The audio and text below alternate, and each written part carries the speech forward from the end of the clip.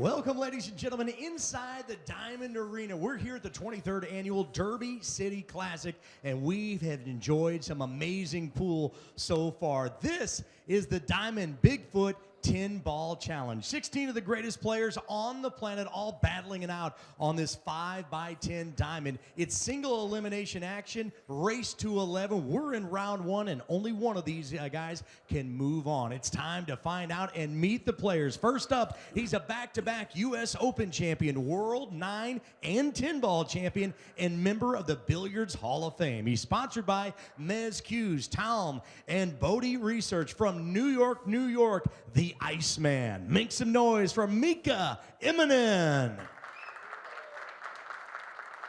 And his opponent is a 2013 Derby City Straight Pool Challenge champion, the Jay Swanson 9-ball Open champion, and member of Team USA Dream Challenge. Sponsored by Moochie Q's, Outspill, and Bear Creek Eye Center. From Dover, Ohio, please make some noise for Max Eberle. Our referee for the match is Steve McDonald. We're lagging for the break and sending it up to the guys in the Accu-Stats booth.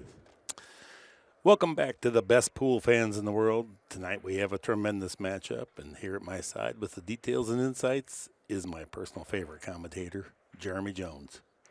Well, hello, Mark and Mika, who always lags well. It seems like wins a lot of lags in his career, and you could say a bit of a little favorite here in this match. Third round of the second day of the Bigfoot Challenge. These guys have definitely faced off many times before, probably many different disciplines. I'm not so sure ever on the 10-footer, though, Mark. It's remote. I was talking to Max before the match, and he's been spending a lot of time in Mexico, he said, on a very slow, tight 5x10. Wow. So, Ensenada, Mexico is where he said he'd been going. Well, they had mentioned Ohio, so I didn't know if he had relocated originally from the Newport News area, I believe, Norfolk, Virginia area. Lived out west for a long time. Miko's resided in New York, but originally from Finland.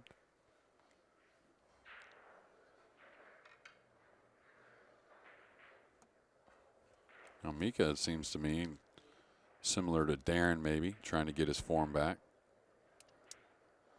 Played a lot of events here in the last year and a half or so, 2 years. Much more than he did there for a small spell of maybe 3 years where he played some events, but he just didn't play a ton. Good job parking the cue ball. Got kissed. He's going to hate this. And oof. And he's going to have a very difficult rollout. The three's fairly open as well. So he could, you know, I don't know if, is it any good to maybe shoot the 4 and make the 1 and maybe hold the ball by that side? I know you're going to get buried behind the 6 maybe, or he's going to cut it in on you. I just don't know where else to roll out here. You could try to curve your ball, I guess. Rolling out to the kick, the 2's got it pretty covered up, Mark. If you're going to roll out to a kick, you really need to tie something up. Yeah, you know, you could push the 3 maybe somewhere. It's dangerous a little bit with the 10 there, but not too dangerous. He's going to masse. Wow, great shot. Great. Yeah. Excellent. Got it to bite on the slippery cloth. And Mika, you know, when he was in his prime, you know, I think the 10-footer, along with any kind of table, is the bigger the better probably for him. But when he was in form, his talent level was so high. His touch was great. Really didn't lack many skills. I think the 10-footer would have set up nice for him, you know, if it was played on a little more often. Mm-hmm. Yeah, no, he's a shot maker and a fireballer. Well, tons of power, you know. He grew up playing that Russian pyramid game. Mm-hmm. Are you familiar with that? Oh, yeah. Okay, and it's bigger balls and small pockets. Right? I didn't know that. I thought he grew up playing a little more snooker than pool, but I didn't know it was the pyramid game. That's what he told me in That's great. Finland. That he spent a lot of time playing that. Yeah. So. He's going to catch the 5 if he hits with some speed. Okay, he got by it. That was a nice shot. Confident stroke. Yeah, had to get through that nicely. But just super talented, you know, back-to-back U.S. Opens. Lost his first match the second year and went all the way through the one-loss side to win the title again, which was even more amazing than winning it twice in a row. He's one of those guys that is a serious momentum kind of a guy. When he gets a good game going and he starts winning games, it quickly compounds into multiple racks. So, yeah, and he just gets stronger within the rack. It seems like I was there when he won his World 9-Ball Championships, and I've been there for a few of those to watch people win them, and I don't know if I've ever seen anybody really just take over the field the way he did that year. Had a bit of a soft break, kind of down, got a lot of shots on the one, and just ran a ton of racks every match, it seemed like.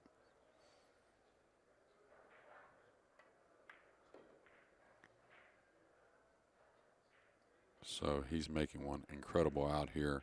Not just the curve on the one, the two was nice, speed on the three. The one thing about Mika, you know, and it's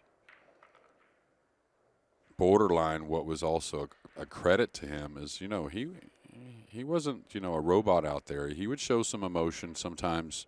You know, you could see it if you played him enough matches. It did cost some games at times, but, you know, it won him titles as well. So you'll give a few games for as many titles as he's won and a Hall of Famer as well. A little underneath the 10, so it could get a little funny. Anytime you're behind it, you always have cue ball concern, it seems like. no, made use of the pocket to take the scratch out of play there. Yeah, and he hit it much thicker with a lot of check spin to make sure he avoided any corner pocket. Yeah, nice way to open up the match and win the leg, break and run out. Yeah, and super stretched on that masse. That was impressive.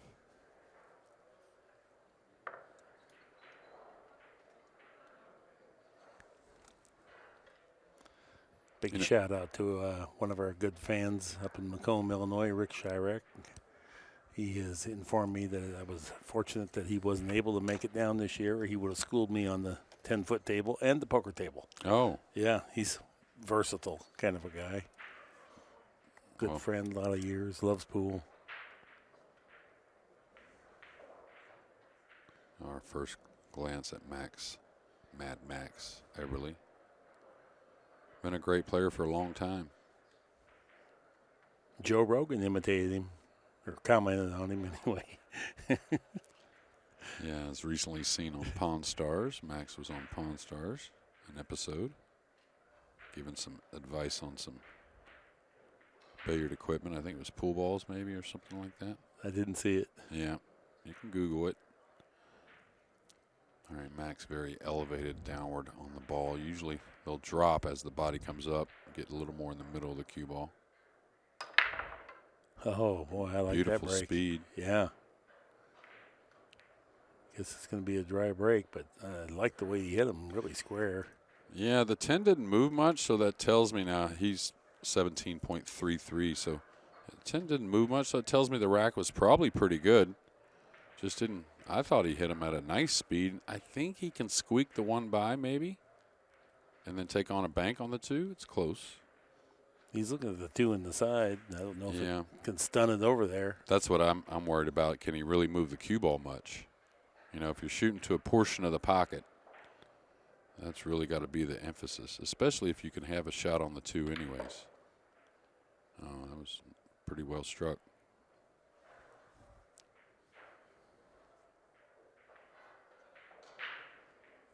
Well, should be really the most difficult shot of the rack.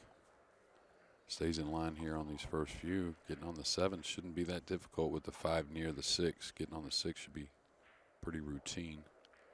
One of the skills that Mika has is that he has a lot of power with very little wasted energy in his stroke. He's fairly compact, but generates a lot of power, similar to Jason Shaw.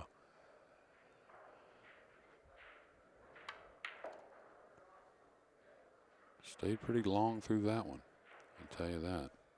Nice finish. That's why you saw the cue ball come back kind of slowly. Doesn't race back into position. Checking on the 8 past the 9.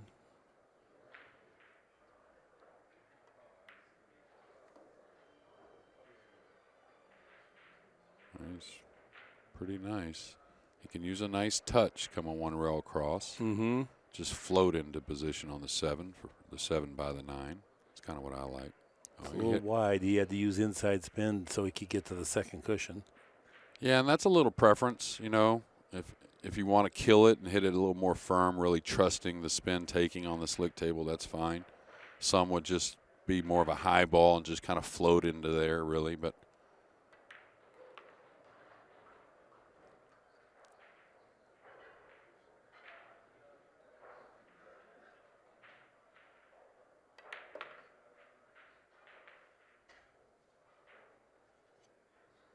yeah, now he's perfect just to slide up the rail.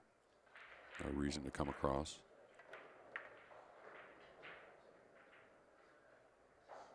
Mika's one of the few that does not use a pause prior to. At the cue ball, yeah. Yeah. And he used to use it occasionally. Like, not every time. Like there you saw there was a little more hesitation, you know. But it is a bit more of a wind-up kind of than most.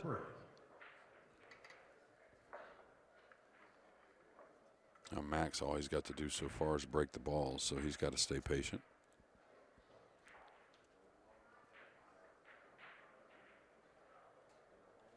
Steve McDonald is presiding official here over this match. For those of you that know Steve, every time you talk to him, I want you to think of Jeff Foxworthy. His voice, if you turn your back, is absolutely the same. Yeah, you told me that yesterday. Yeah. I have to do it because I talk to Steve every time I pass him by.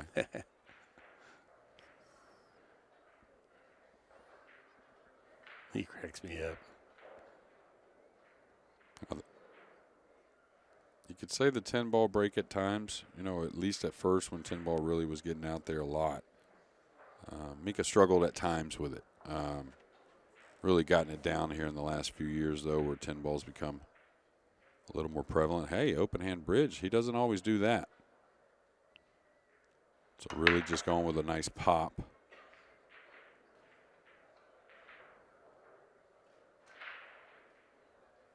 (18.25) on the gun.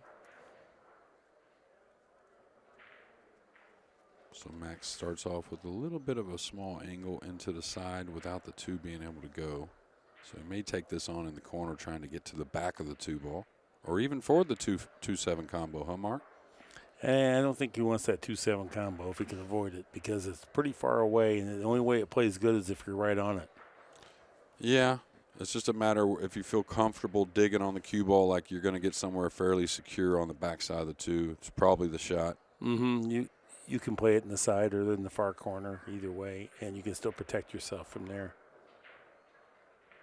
He's digging down like he's playing safe, maybe.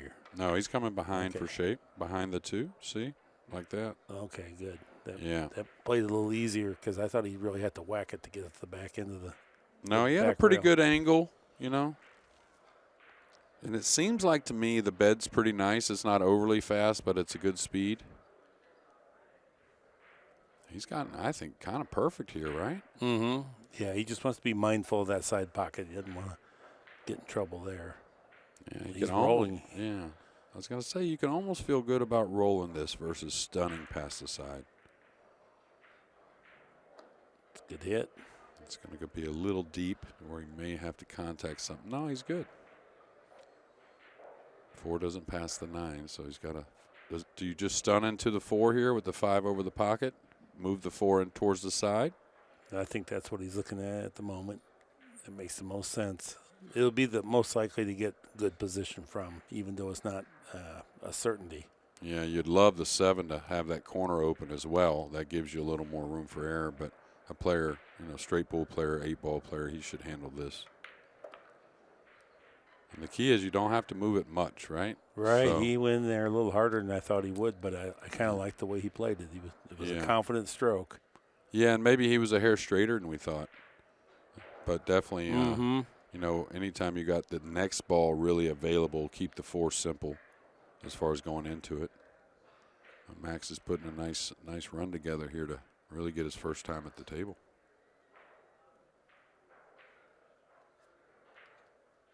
All right, some come all the way down for the side.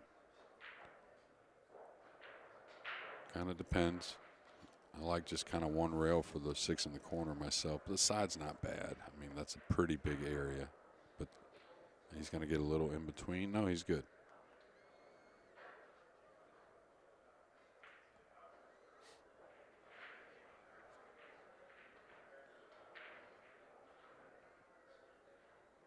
I think he's just going to pinch it up 2 cushions. I don't think he's going to go 3.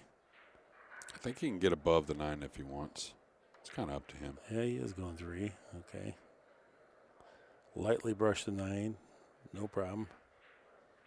And these guys are both starting off really solid.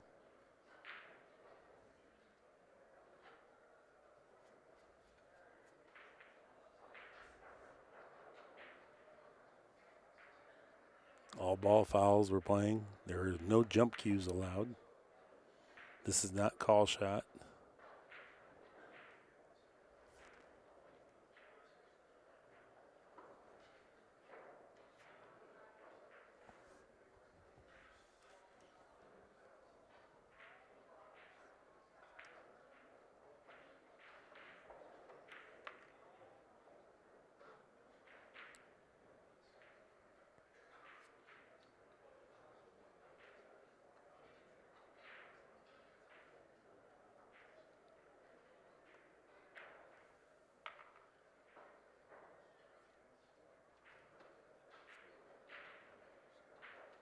And a really nice clearance here for Max to get him on the board. He'll break in game number 4. Yeah, quality work there.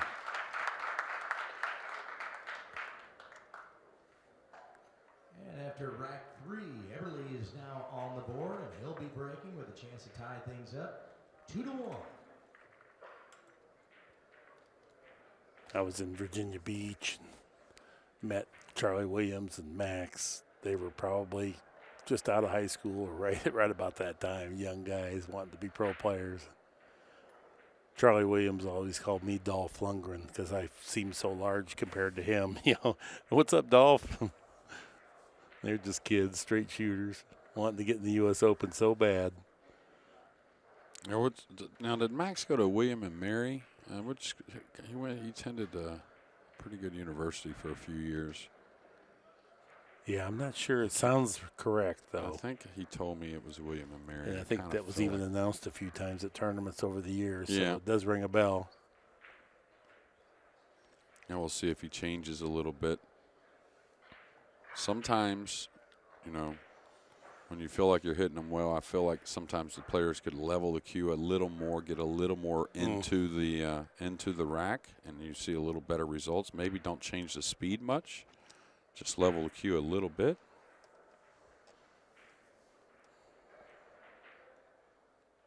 Got Mike Bresney here in the crowd waving at me. He's a cool dude.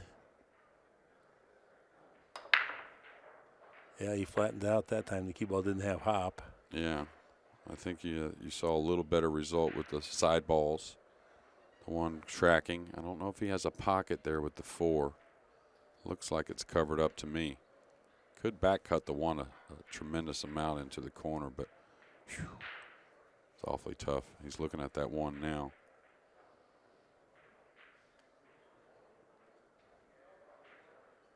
Yeah, I don't think he's going to back cut the 1, do you? No. That's a little bit thin. You're kind of betting the game, and the cue ball's going to be hot as could be. I think it does go just barely past the 4. Really? Huh. Nice shot. What a dandy shot that was.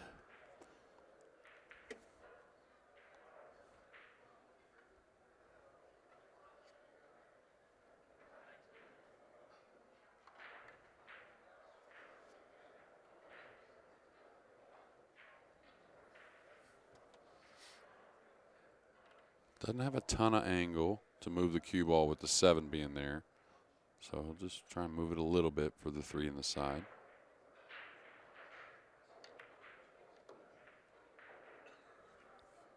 Looks like he should get this score tied up. It appears the 8 goes by the 8, the 9 and the 10, excuse me. I think I just play for the 3-rail angle off the 4 here. I think anyways. He may have the angle to draw into position where he can just get nice and straight on the 4. Hard to tell exactly.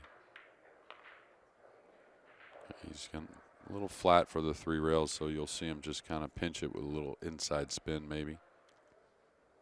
Go the side rail.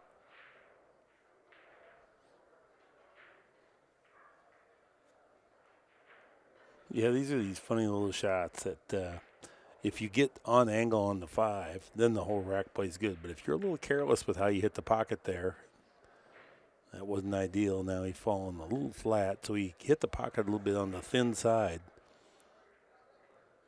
And it didn't take as much pace out of the cue ball as he was anticipating. Didn't get the cue ball as close to the 5 ball as he was anticipating.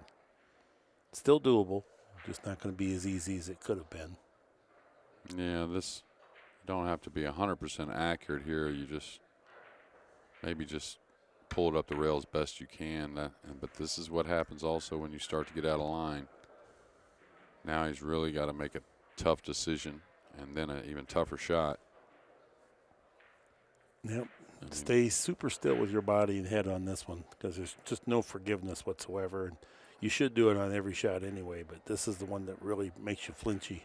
Now, do you try to get a little better here, or do you settle for the head string coming back up a little past the head string? Because you have the 8 available to both pockets. A little past the head string is probably the right play. Trying to power up makes it much more missable. Yeah, on the slick table for sure. He's winding up like he's going power, though. Oh, nice hit. Yeah, that's about what up. He got a lot more out of it than I thought. Yeah, really sweet. Used the bed, didn't force it. Yeah, that was a great shot there. That shot too early will do a lot for your confidence. That's got that little hint of an angle. I think he's going to draw it all the way to the side rail and back out. Yeah, there's 3 options here. The draw, a little inside, or a little outside with top English. I like the draw if I can, if I feel confident with it. Or comfortable more than confident, I guess. Yeah, then you don't have to compensate for how much squirt you're going to apply. Oh, boy, he's playing good.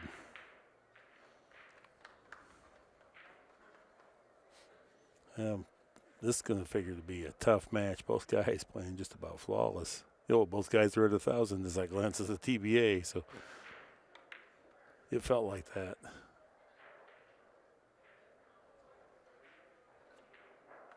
That's going to be a lot about the break shot, it seems like.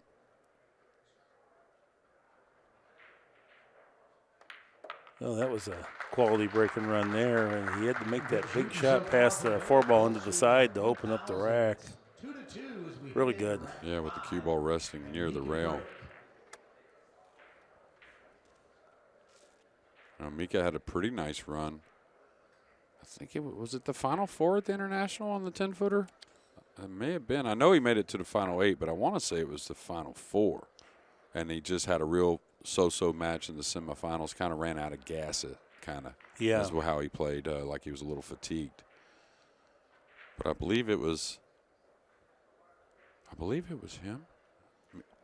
No, it was him. Albin.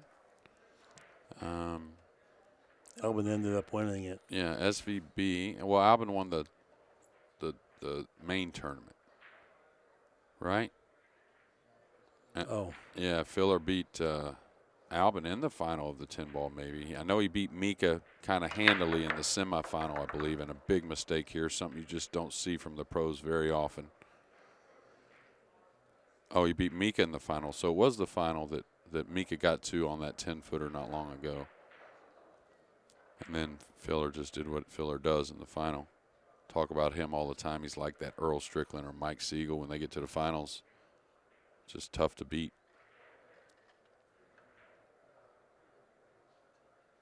Okay, I'd like to be above the 2 myself to come across on the 3. When you fall behind it, it's a little hard to hold, your speed coming across. If we can grab the overhead for just a second. Maybe we can't get the overhead, but if we can, what Jeremy's saying, he doesn't want to have inside placement where he has to back cut the 2 into the corner. He wants to be up closer to the center of the table. Yeah. Because it offers so much more control. Yeah, coming across because he needs to get a little heavyish on the 3 to make things easy. Well, he went inside placement. Well, you better get nice and full with that angle to really get any control. But even here, now you do have that nice angle, but it's still a little tricky. Stunning across. I thought he was going to draw lightly above the 6 right there when he placed it underneath the 1, but this is doable. cueing a little funny over the 6 ball. But again, he needs to get a little past the 8. Okay, now decisions. Do I come out to where on the line I'm on now and just cut the 4 in the corner pocket? I think he should, come on the on the 3-ball side of the 9. Right, just with a high left English, like a middle left English. Roll the cue ball out on the same line it's on now and take the cut. Trying to work closer is. You can actually go almost towards the 6 and still cut the 4. Right. You got quite a bit of leeway. Trying to get cute and get closer, you're spending way too much time in no man's land on before you get there and after you get there. Okay, he really got a lot out of the cue ball. He didn't roll it at all. He stunned lightly by the 9. Touchy shot, hit very well. And that's one of those shots where his tip hit where he intended to hit on the cue ball. Yeah. Be able to negotiate that. Yeah, Max is playing great. This is probably the best I've seen him play in a long time, if ever.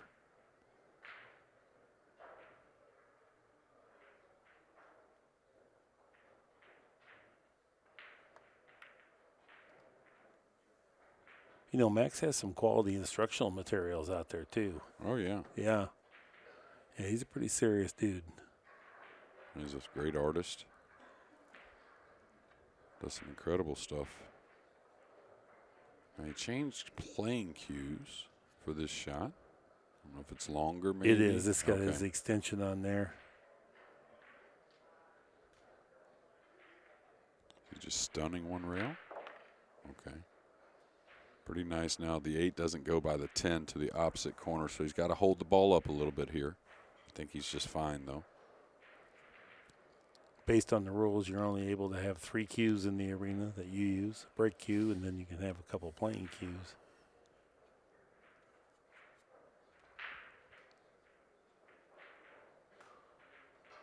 Again, this is a little preference. You know, do you want to ease this in a little more, stay with a little more natural on the 8? Do you want to come out above the 8 a little bit and go around the 10, getting on the 9? I like that a little better myself. He held it pretty well, even got a little more full than I thought he could. A little awkward, though, drawn into position here. Yeah, I think he's going to play the 9 in the corner rather than try to get in the side. I think he could even get to the side rail if he wanted. He may not just have to just naturally draw into position. He may be able to use that side rail. We'll see.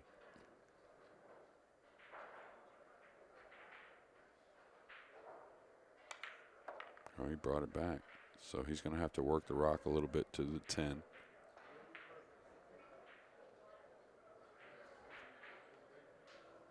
Well, I think he's going to play the 10 ball then.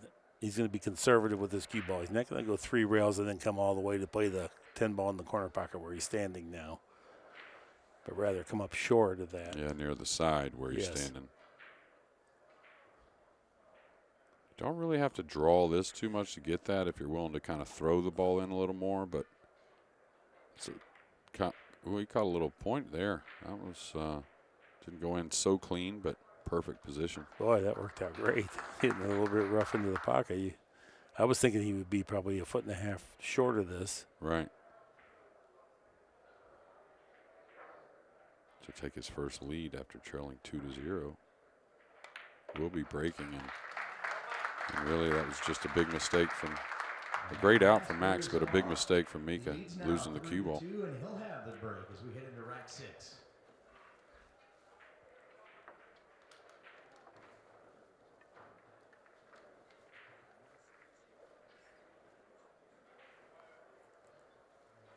We've had one mistake in this match. It's been Mika's scratch. Yeah, the cue ball off the table on the break. That was it. No mistakes from Max, though. He's shooting 1,000.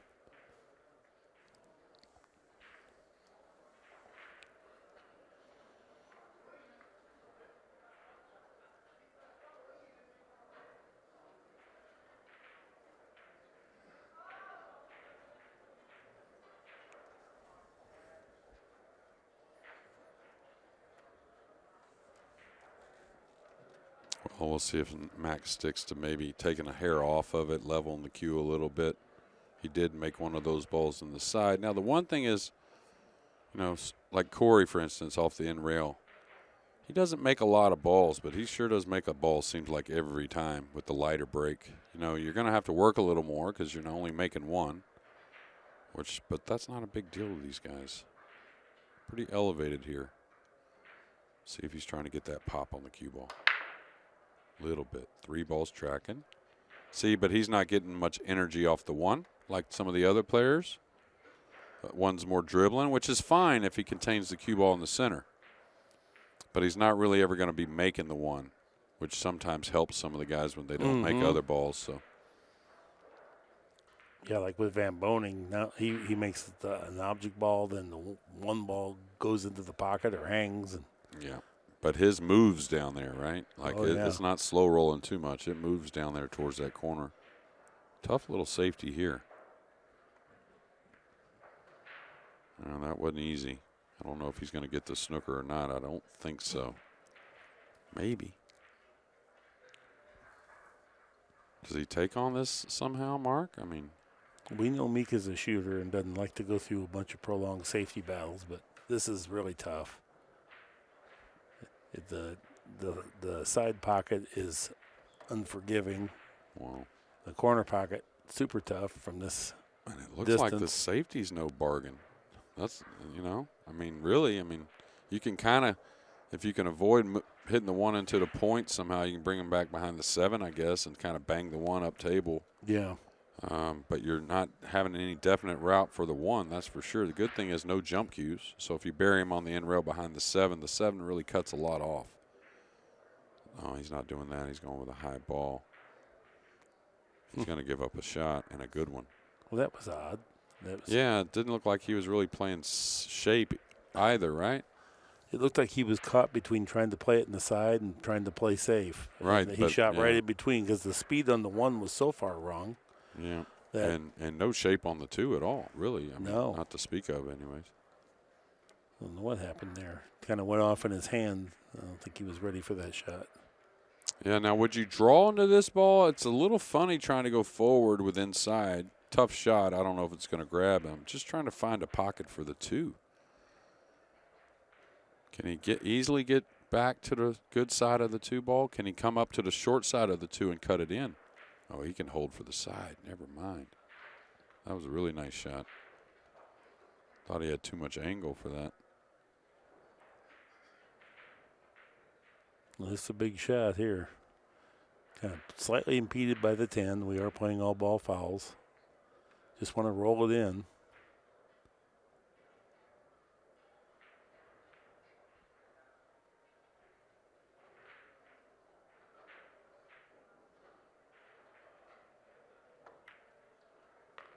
Swish. Yet another good shot from Mad Max. And I was thinking about how I make a mistake on a shot like that is when I'm elevated, a lot of times I really kind of let up and just kind of underhit the ball, kind of like trying to be very accurate instead of swinging the cue a little bit. And I really like seeing him not baby it so much. Seems like he kept a lot of accuracy doing that. Wants to just stun off the rail a little bit. And he's playing a very tidy game so far. Now he's kind of following on top of the 6 a little bit, Mark. So you maybe just hold your ball here and cut the 6 in the side and work the cue ball around a little bit. Unless you can get past the 6 with follow. But it looks like he's going stop. Yeah, I don't think it helps you much, going past it. Might as well just hold there.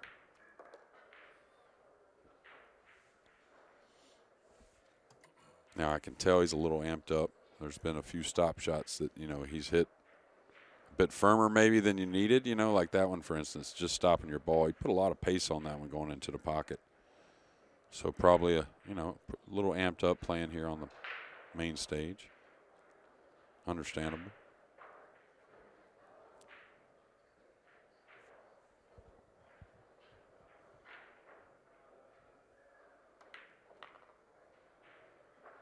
Just shaves the 10 going by. That could have been kind of bad if he catches much of it. Yeah, it takes a moment here to just check this out because it's kind of that flat angle. And you want to be committed to if you're going to try to get up on top and play the 8, back past the 9. I Or think you're trying to stun over. I think that's the play. I mean, you could hold for the side, pretty easy shot.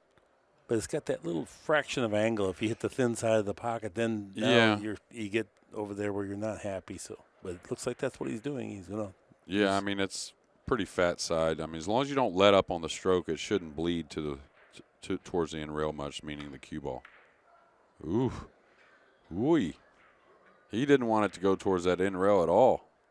Used every bit of the pocket there. A little more than he wanted to, for sure. Yeah, and you know, I know Max pretty good. Worked with him a bit at the house. Stayed there a week or so. Been there a couple times, I think. And when his pre-strokes start getting a little fast, you know, I can tell he's a little nervous, maybe a little amped up. But he kind of decelled there on that one. You could tell. So just the pre-strokes really set it up for Max. He stays pretty clean. He's usually going to be pretty good. Super straight stroke.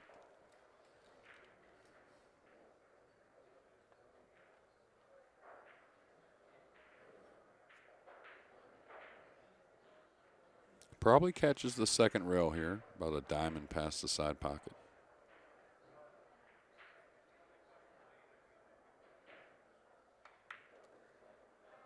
Yeah, it's just like that. Did you see the same thing? It was a hair of a let up. I'm not saying it really cost him. It was a pretty routine, easy shot.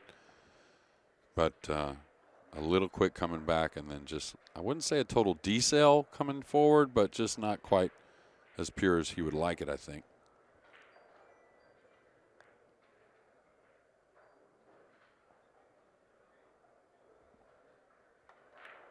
Beautiful. Yeah. We're seeing some great pool here.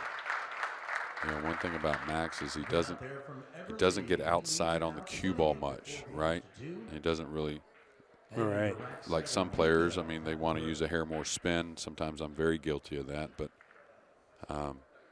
so that helps him, especially with that really straight stroke of his. Helps him to, you know, be a little off with the timing at, you know, here and there, especially he's not losing his tip position. So look at that, 4-2 and batting 1,000. 39. Super balls, high quality. Yeah, balls pocketed, 0 errors.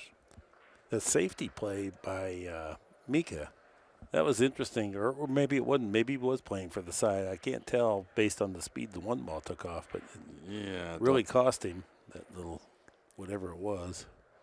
Yeah, so it was knocked the cue ball off the table, and then that safety error. So, all right, and then it looks like a dry break unless the 8's going to help him out.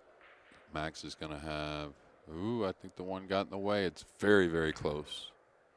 Like, I think he may be able to get a sliver of this ball, but may not be able to make it. As crazy as that is. Well, it doesn't look too bad. Looking at it like it's okay.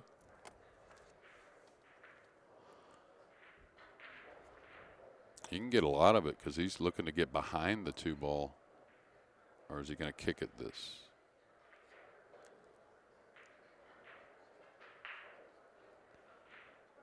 I don't think I would do that. No guarantee position trying to make some shot like that. The kick and crossing the one over and running the cue ball lays pretty nice. Mm-hmm. You don't want to go too deep. You could double kiss it. Oh, he rolled out. Wow. I thought he would take that kick shot. There's another kick that's very easy. You could kick to the side rail, bank the one to the bottom rail, over on the side rail, and stop your ball using the 3. That's a very easy kick shot. Yeah, I wouldn't be passing this one, I don't think. You see the shot I'm talking about? Yes, I do. Yeah, kick to the side rail with just a little high hair of left English, basically a one-pocket shot. Just banking the ball away over to the side rail. The 3's a huge ball to snooker him with. But also, this is fine. Table's slick, so you got to aim away a little more. Oh, yeah, he's trying to make it maybe. He's going to get a little reward with the 3 ball. Yeah. Looked like he was trying to make that the way he hit it, the speed he hit it. He definitely got a little fast on his transition, too, so he was not sure about that shot.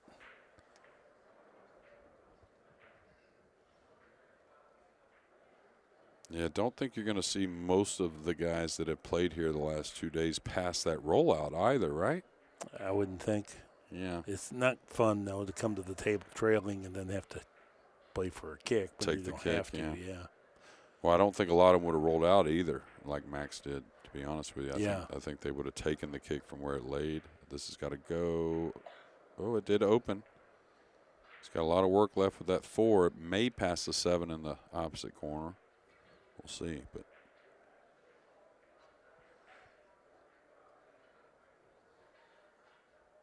may come all the way to the end rail here, huh?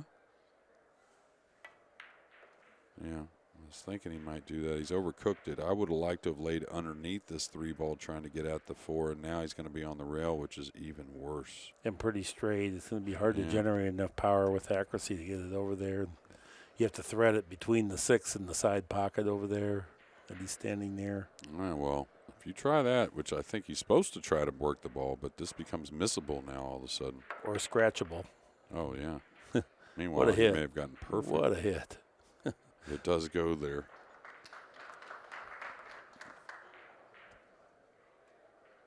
Now the 5's a little tight as well, so he'd like to get close to it.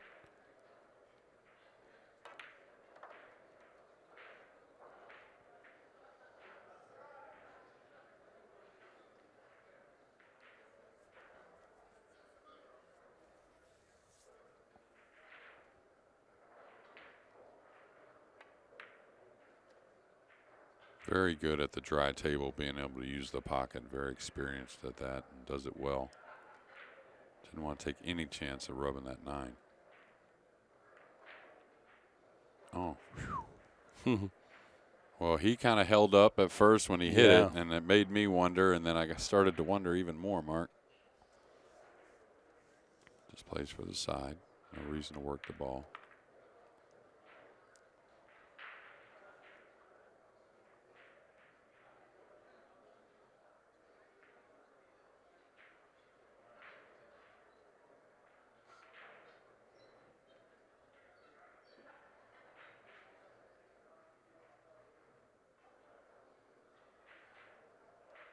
He got a little straight, so he can't, go. He doesn't want to really go forward that much unless, he really felt like he was going to get that nice bounce off the rail. He probably draws behind the 9 like this, to try and create a nice little natural angle. Had to take a little chance there, but it wasn't much. And now he should catch a 3rd rail and maybe even a 4th.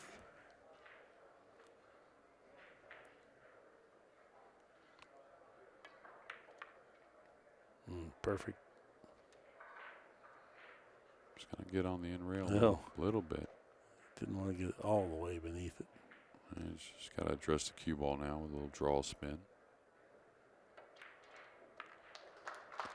Quality run out there. Yeah, these guys are playing great.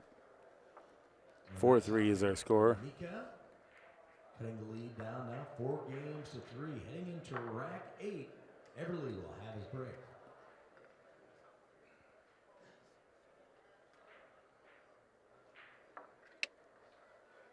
Yeah, Max, hard for anyone to keep up the pace he's on, but he sure looks pretty settled. Yeah. I mean, a little anxious maybe if you've seen a few quick swings, but overall, it's looked great.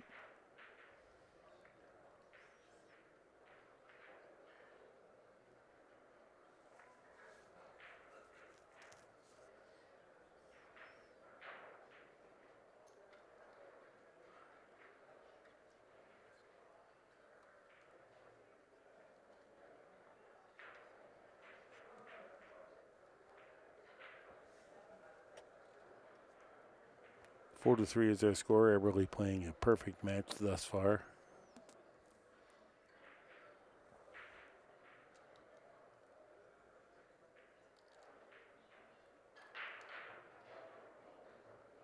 He aims downward on the cue ball, but then as he comes through, he lifts the tip up and tries to get the cue ball flat. He's been hitting the rack pretty darn square, too. There's a good one. Look at the cue ball, how it reads. Now, he didn't get quite the action on the balls, however. 16.97, so he took a little too much pace out of there. 18 at the 18.5 seems to be the sweet spot. Yeah, in a difficult rollout situation here. May roll out to a kick, maybe. can't just roll out to where you know you're just going to get buried behind the ball, though. You know, he could roll out to that corner to where the one's cuttable but no shape on the two, but Max is just going to feather the good side of the one and run the cue ball safe. So I think rolling out to a kick is probably, you know, you don't want to. Did he leave him a little sliver of it? No, that's a great camera angle there. So this one here would maybe be hard for me to take. Maybe this one's a little The one's quite a ways from the side rail to be accurate. There's not a whole lot of like alleys to move the one down the table without it hitting something, right? The 3's there, the 5, 7, all that. I think if you just go flat ball, no side spin, and just high, if you can hit the lower hemisphere of the 1, that sends it towards the 3 and the cue ball towards the 2. Yeah. Yeah, there's possibilities. I'm just wondering the percentages, that's all. Like he hit it right in the nose. This is going to work. This is going to work with the 4 ball.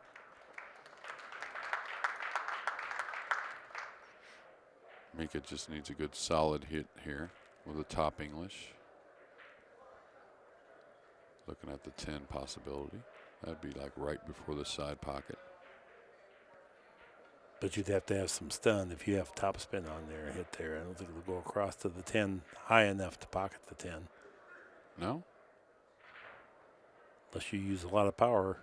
I think a little right English might deflect it that way. He hit it nice and full, but the key is to hit the top English where the cue ball continues to carry downward, and you're hoping the one does something positive for you. Now Max has a lot of possibilities here with the wall balls all lodged over there. Yeah, I wouldn't get too cute with it. No, he was looking at possibly kicking it in the side, but I think he's going to think better of that. He's looking at something like that, and I don't see the benefit in that. Just cut the 1 down and bring the cue ball back behind the 9 and just take your chances on your opponent kicking here. I wouldn't try to get, like I said, really nestle him up or anything like that. He's hitting a very high ball, so maybe he is kicking it. I would hate to say probably no. Oh, he's going that way. Yeah, that's going to be his first mistake. And that's trying to get too good of a safety, I think, Mark. Didn't need to take that much risk, I agree. Yeah. Yeah, like I said, just chop the 1 towards the side, let it lay underneath the 3 somewhere, and you have about a 2-foot area to bring the cue ball back into. And now Mika's got to feel really good about that.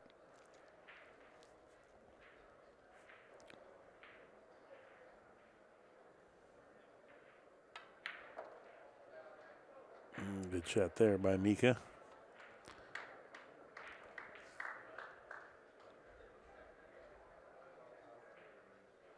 Yeah, a little cluster there, but that opens up the rest of the table. So getting to the back of the 5 off the 4 should be possible. Got pretty good here, so he's going to draw back and get kind of foolish, but a little angle. That way he can draw the cue ball back slowly behind the 5. Not a whole lot of angle on the cue ball. He could play 2 rails inside the 7-3 kind of like back and forth, but that's dangerous. I'd like to be nice and heavy where I pull the cue ball to the backside of the 9 and 10 with like a low right when I shoot the 4. Well, I think and then he can play the 5 in the side. Is that or what the you're corner, saying? or the corner, yeah. You can be aggressive with it too. Like this is, like to have a little more angle, but that's still pretty good. Right. Now I like this because it's very hard to get obstructed. Yeah, he's supposed to pull this with low right, hit right before the side, and come to the back. Nice little aggressive bounce off the end rail. And if that's the case, then he'll play it in the corner. Oh, he let up. Same thing as Max, a little bit of a quick backswing and then let up a little bit coming down. Still okay, though. Well, he can make it, but the position on the 6 is a little tougher. He's got to draw the cue ball back for the 6 in the corner. Into a narrow slice of the side pocket, or else he's got to play it all the way down in the corner. Yeah. I don't think I try to get the side. I hate to, get jacked up or get behind the ball. I think the corner's fine. Oh, he played the corner there. Uh-oh. Wow. I don't think he got the shot. Yeah, and that was a lot more risky, I thought. But, I really don't blame it. We talked about it earlier in another match, playing a ball in the corner versus the side to slow the cue ball down. But I think that was a different situation. No. Mika very good at the curve shot, by the way. Very good. One of the best you'll see.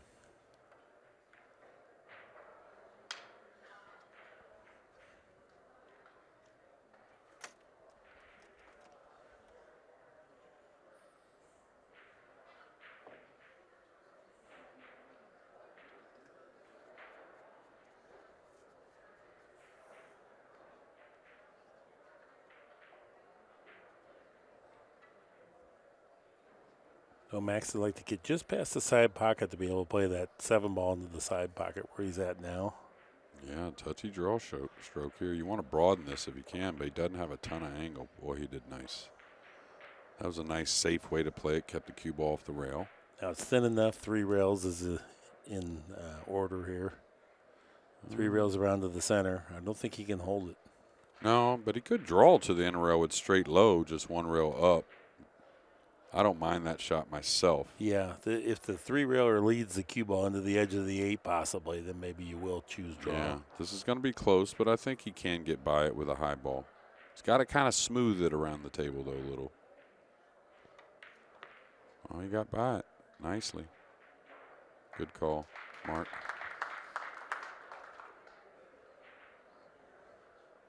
Yeah, he overamped a little bit there. He got a little closer to the 8 than he wanted and had a little more power than he wanted.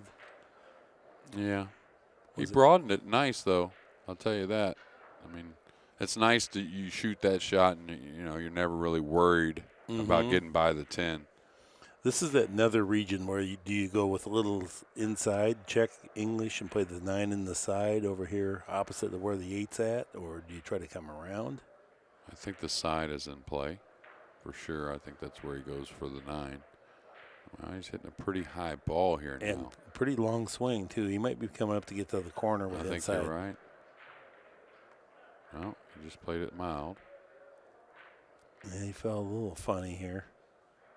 Yeah, another one that's probably, I don't know what the percentage would be if you shot it, you know, 1,000 or 2,000 times or whatever, but where the 10-footer for some reason a little more missed than the 9-footer on a shot like this as well. And I don't know really why, but it's not a hanger, that's for sure, but very makeable. I may draw this to the side rail here. Nice clean draw stroke.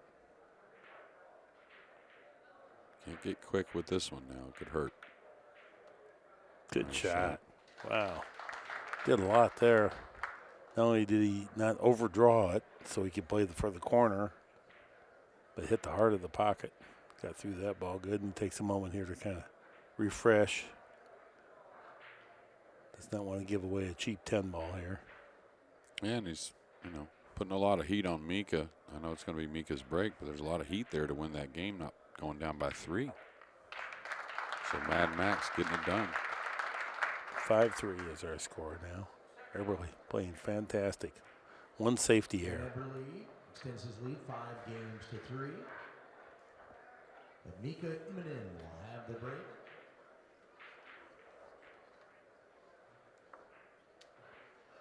Yet another super high quality match going on here.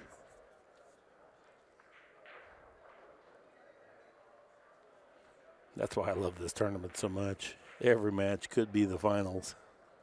Right. This is a real pool tournament here. Single elimination. Real good cash prizes. There's a look at our TPA right now. 44 balls pocketed for Eberle, 1 error. Mika, quality performance too. 35 balls pocketed, 3 errors.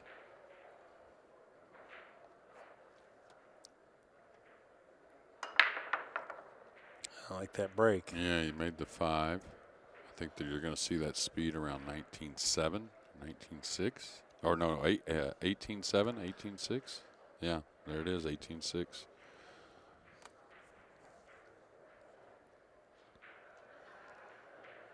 You can almost just tell the speed that they track at to me. That when them balls aren't, they're not flying in the whole course, but they're not moseying. You know, they go in there decently. Those balls on the side, along with the 1 ball coming off the rack. He's just going to float with spin behind the 10, or is he going behind the 8? Oh, he took on the bank. Really light with the cue ball, though. Very lucky with that the 1 hit the pocket oddly and came back out. Well, Max doesn't have to worry about the scratch here if he goes inside spin. Yeah. Or I don't think so, anyway. No, I don't think so either. Be pretty hardcore, I think. I don't know if he's going to attack or not. Buddy Hall. I love seeing Buddy shoot this shot. Unreal at this shot. Talking about loading it up with inside spin, essentially maybe kicking the ball in off the back rail. Looks like that's what he's doing. Yeah. That's being a little quick with it. You get a lot more deflection. Yep. Definitely was quick. And very common on the slick table. You have to really commit to being anything but quick to really, get the deflection you depend on.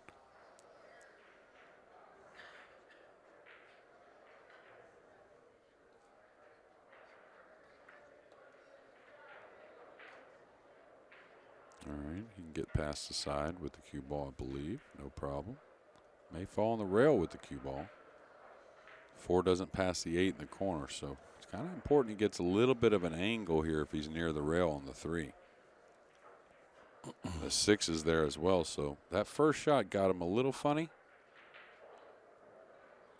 Right, Mark? I mean, just a little bit here. He clearly doesn't like it. Yeah, because if he's got to run into something if you're on the rail. You know what I mean? That's just, if you don't gain the right angle, if you're a little thin on the top side, you're going into the 6 with the cue ball. So that first shot really kind of made things much tougher. It's super annoying now because the 9's going right at the 4. Yeah. He made a pure stroke there. Sure did. Good job. And now he can, as a choice, I kind of like the high outside, just coming one rail down. Mika sometimes will load the inside, go the other way, but I think it's still just a hair of outside. Oh, he didn't really check it much, did he? It's going to be just fine. I think he's a little amped up as well. Yeah.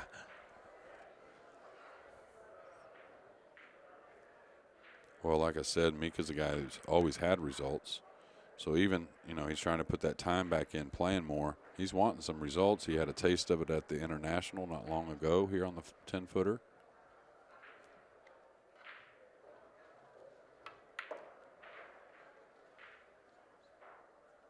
Yeah, that's a good look. Look how much drift he got out of the cue ball. 2 cushions, and he had a very short swing.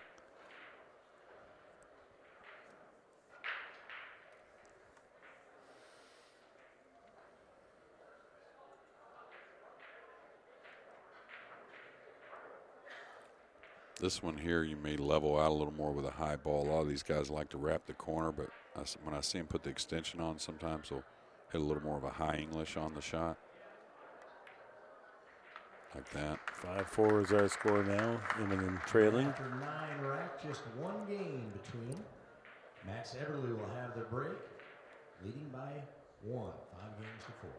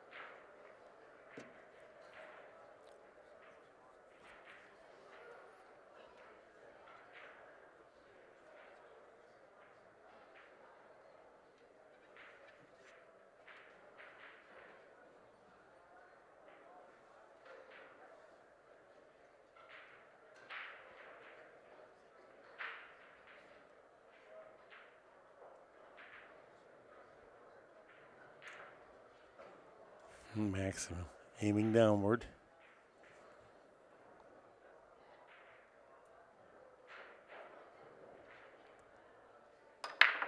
Yeah, good timing that time.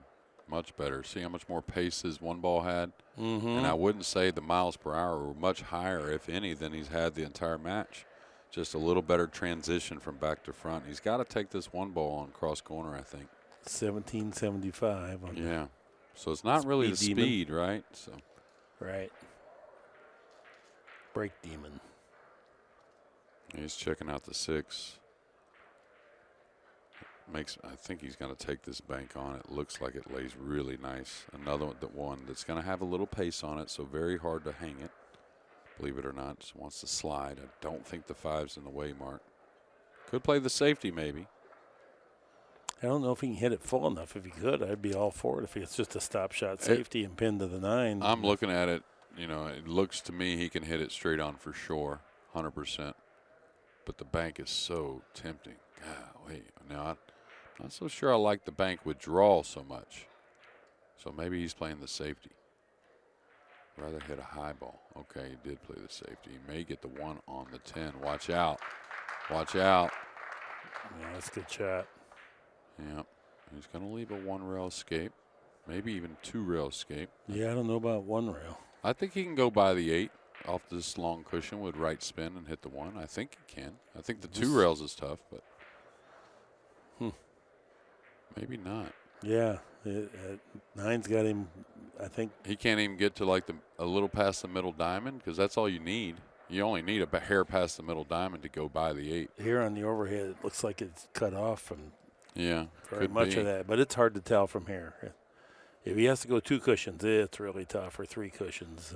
Yeah, he's super looking tough at shot. Yeah, he's looking at a center ball, kind of to the top rail here, the short rail, and Max will shoot that combo though. If you know, I don't think the combo's unreasonable. Maybe dead off the 4. Well, What a hit! That doesn't What a matter hit! any longer, and the cue ball's going to come up on. Oh, he made the 9. We've seen some kick shots here in the first 2 days. I'll tell you that. That was a tremendous play there.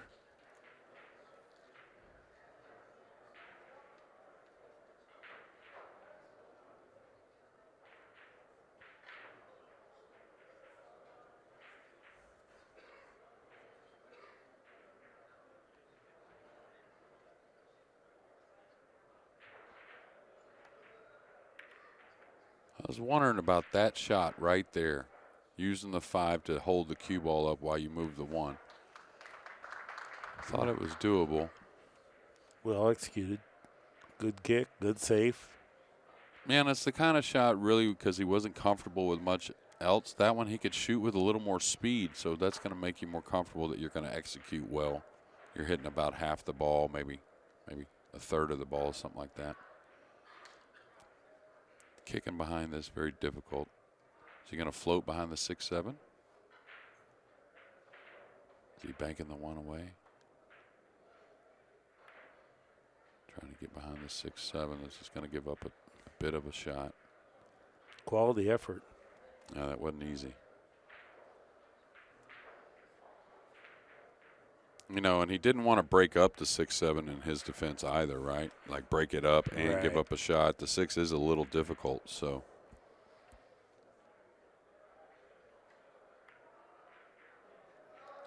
Boy, that was a nice hit. Yeah, he's going to get a little elevated over the 8, but not too bad considering the 4's near the pocket. He'd like to get a little closer to the 4 maybe, but it's not the end of the world. Mika's got plenty of power.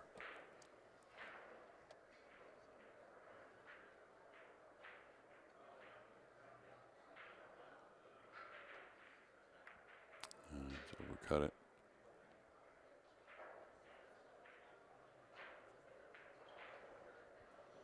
I think cross side is okay here if you go with enough speed that clears the side pocket and goes back to the middle of the table and just play the long 4 if you do connect. You give up a little control of the table because Mika's going to be able to hit the 3 if you miss this, but also you have a chance to run out. If you hit it, that rail and a half or 2 rails and a half of speed, you don't figure to lose the game. Looks like Max is going safety purely. Yeah, double bank the 3 underneath the 5 and drift the cue ball underneath the 10 maybe. Oh, he chopped it, and that's a safe way to do it underneath the 10. Very good. Very good. Great shot. Yeah, we talk about it all the time. Really got to learn how to get to the middle of that end rail. All kinds of ways. The middle of the end rail really saves you. Always that money ball's around the spot after the break. There's always a little congestion, it seems like.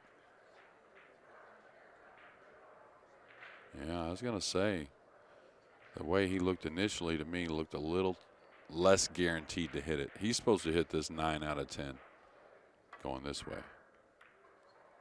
Really nice strike. He's going to get big reward, or maybe. Yeah, I think so. Is a 3 kiss in? Off No, then it looks like it's too severe from here. Yeah, with a high ball, that'll make it check off the 5 and get into the bottom rail here and definitely probably just wobble at best, not go. Yeah. You'd have to just trickle it if that even goes. But yeah, any speed at all, you're bouncing away. It's not the right angle. What do you do? Catch as much of the 3 as you can with a high ball, try and come back behind the 8. Maybe the 3 gets out by the head string somewhere, something like that. He might be just going to that trickle shot, just to barely hit the 3 and just see if he can just roll it. I like that shot there, trying to move the 3 somewhere tough. And if you get behind the 8, you get behind the 8, right? What a great shot. Yeah. At least he was going to make Mika come with 1, right? Yeah. So Yeah. I think percentage-wise, that was his best option. Mika doesn't think it was much of a plan, but I think he definitely had that in mind. Completely agree. It's not a shot that comes up very often, but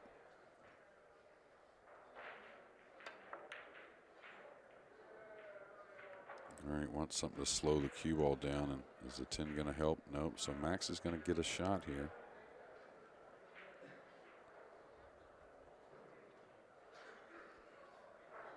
Still, he inspected the 6 right after the opening break here in game number 10, but really looks like a difficult ball. Does go on that side, but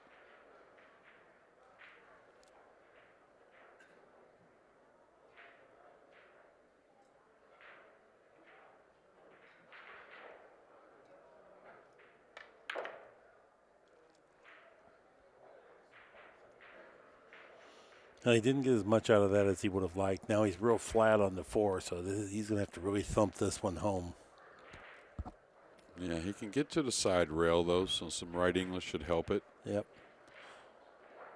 I think you want to come down table anyways. I would look to try and get to where I'm at now, making this shot a little simpler than getting all the way back to the end rail. You want to angle anyways to come for the 6. Yeah, trying to get a lot out of it, really. Yep. And you can tell the stroke's getting a little bit more of a wind up. So, wow, this is a tough way to kick. You got to kick the other way. You can kick 2 rails underneath it the other way and knock the 5 up towards the side and have a lot of good options as far as maybe getting a snooker. I think you got to kick to the other side rail here, Mark. Come 2 rails underneath this. I do understand the make possibility, but you can scratch easier than you can make this from this direction off the back of the 5. Exactly right. And this is, you don't feel the kick near as well, so probably swishes it though. Good call, Mark. That's exactly right. That angle coming underneath, difficult to scratch 2 rails the other way. Almost impossible. You have to hit it so good to come across the entire bottom rail and scratch.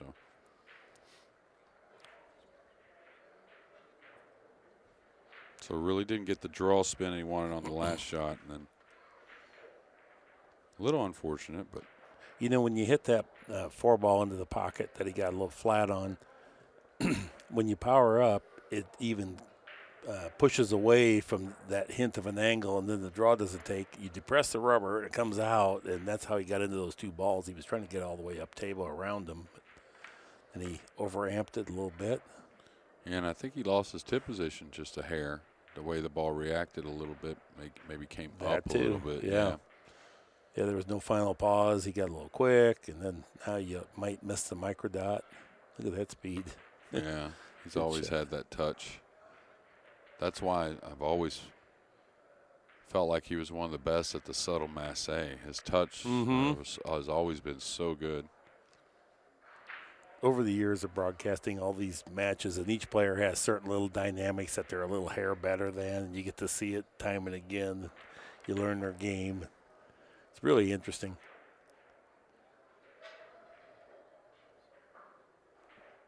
That was a huge rack right there. 5-5 is our score. After 10 racks, we got a time match. Good one here, 5-5. And Mika will have the break. Immonen was another name I used to have trouble with. Wasn't just Economopoulos, now that I remember. Immonen? Immonen, yeah. All right, everybody, we're going to have a little short timeout here. And we will return momentarily. Okay, Mika Immonen is set to break. They just took a little player break. It's 5-5. Both players want to make a big push here in the last half of this set. It's the 8-ball and the 3-ball right behind the 1. 2 and the 3 and 2 and the 7 on the wing. 3-ball found the side. Another ball went in. Looks like he's going to get covered up by the 7. Amazing. Just has maybe a sliver of it on the top side. I don't think he's cut off completely, really, but help if the 6 was covering up the pocket up there. The rollout might be a little easier. Yeah. This is going to be a tough rollout here. Yeah. Especially Max is playing well. I mean, not saying you can ever depend on your opponent, but if you see a little bit of this and that from your opponent at times, you may have a few more options on the rollout.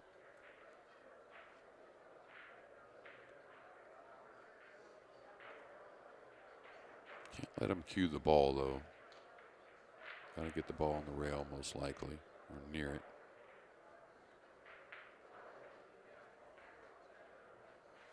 it. Don't think I kick here, though. I think I still have to challenge him somewhere. It's hard to tangle anything up. It's not laying good for that. He made a couple balls on the break. He's going to push out to a kick and give Max a chance to kick at it and improve his kicking ability by getting a little bit closer. I like this idea. And I really don't mind if it's Mika. I wouldn't kick the way that Max is lining up. I'd kick the other way and try to make it either, if you hit the bottom half of the 1, you get separation. You can also bank the 1 in 1 rail, and you can go straight in the pocket and pick up a shot. If you kick at it the way Max was going to, let's see what Mika has in mind. No, he's just going to kick it the way it lays. Yeah, he can kick this with the top English, though, if he wants. And just, I was going to say, try to hit that side of it. He hit it with more of a draw stroke, but that's fine. We got a great result.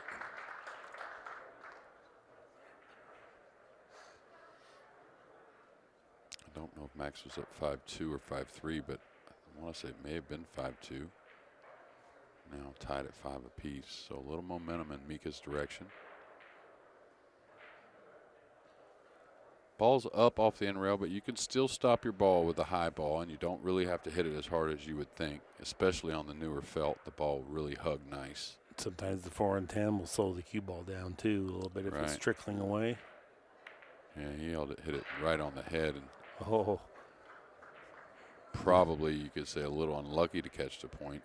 I think the 1 may have been a little more difficult than this cross-side bank. I don't know. Is he going to go here? Is he going to play safe?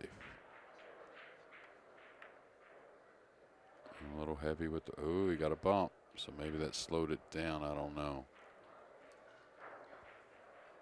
Looks like here on the overhead you can see the edge of the 1.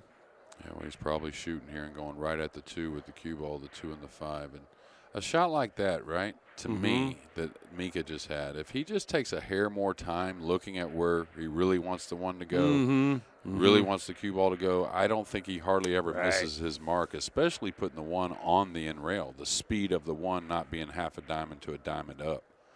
So I know that he never liked that part of the game as much, but you still have to respect it. Or pay. Yeah. Either way. Oh, beauty there, going right at the 2. And he's going to end up with a somewhat of a side pocket here. I don't think he has a corner. Fine shot by Eberle, though. Yeah, split the wicket. Looking at the corner, that's what he really wants. I think the 4 does, you can shoot the 4 in from a little above the 5. So maybe the side pocket's the shot. I don't know. Then he could just stun a little bit with a little draw, but looks like he really wants to take on the corner. And does it look like if he shoots the corner mark, he really has to have a deft touch with the cue ball going forward? I mean, this 2's going some 9 feet down the table. Cue ball's a foot from it, and the cue ball can only go about 1.5 feet, it looks like. Or is he going into the 410?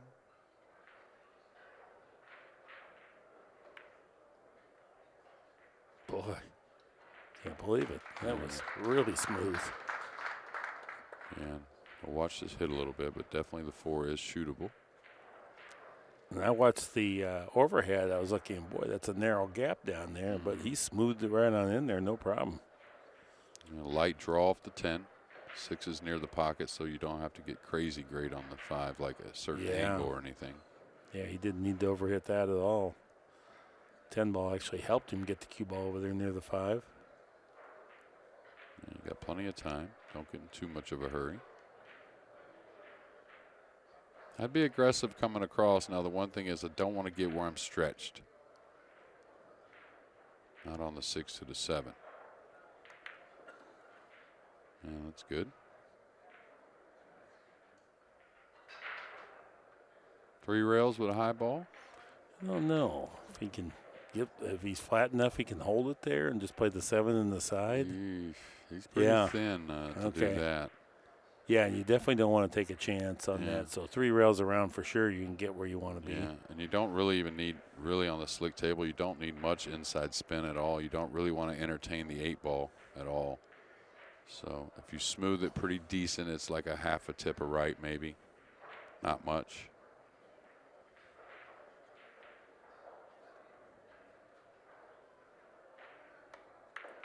Whoa. Good Should shot. be good. A little heavy with the speed, but and now got oddly funny on what is a very pocketable ball, but the speed control he has to have to get on the 8 to really just still get on the 10 ball across the table a little bit as well.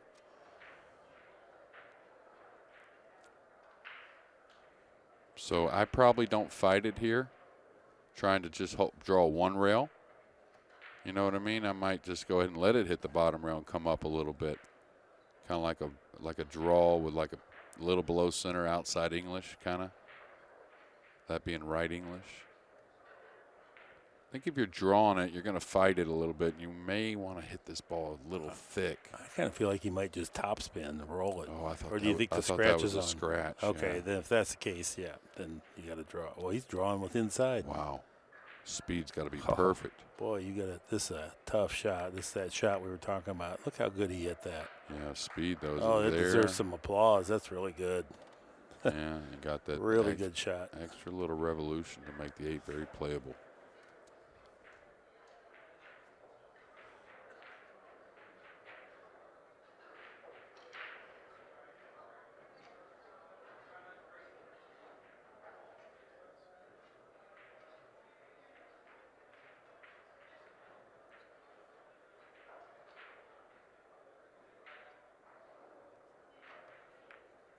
Good hit.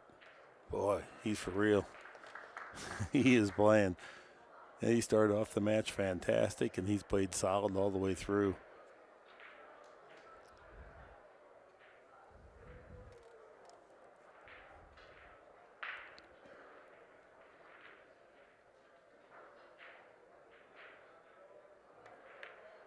Had to cut in a nice, long, tough 1 ball there, turned the cue ball loose, banged into the 2. Played a super long, tough between 2 balls into the corner, and then negotiated the rest of the rack. 6-5 is our score. EBERLE in front.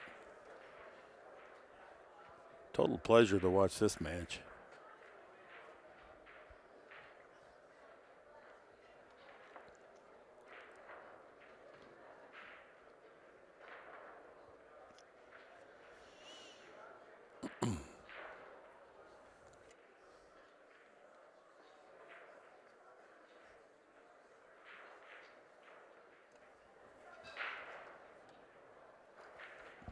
There's a good look at the TP or the break performance. Let's see, each player's had 3 breaks.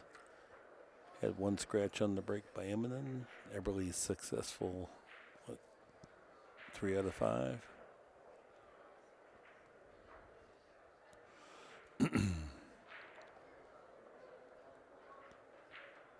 Yeah, Max has showed us a lot in this match. Some great kick shots, some really nice safety, some tight position plays. And some good shot making. Oh, yeah, absolutely. He's had the whole package here. Well, like you always say about the 10-footer, it just doesn't go without shot making. You know, you can take shots that you think are, I wouldn't say routine, but nothing's very routine out there.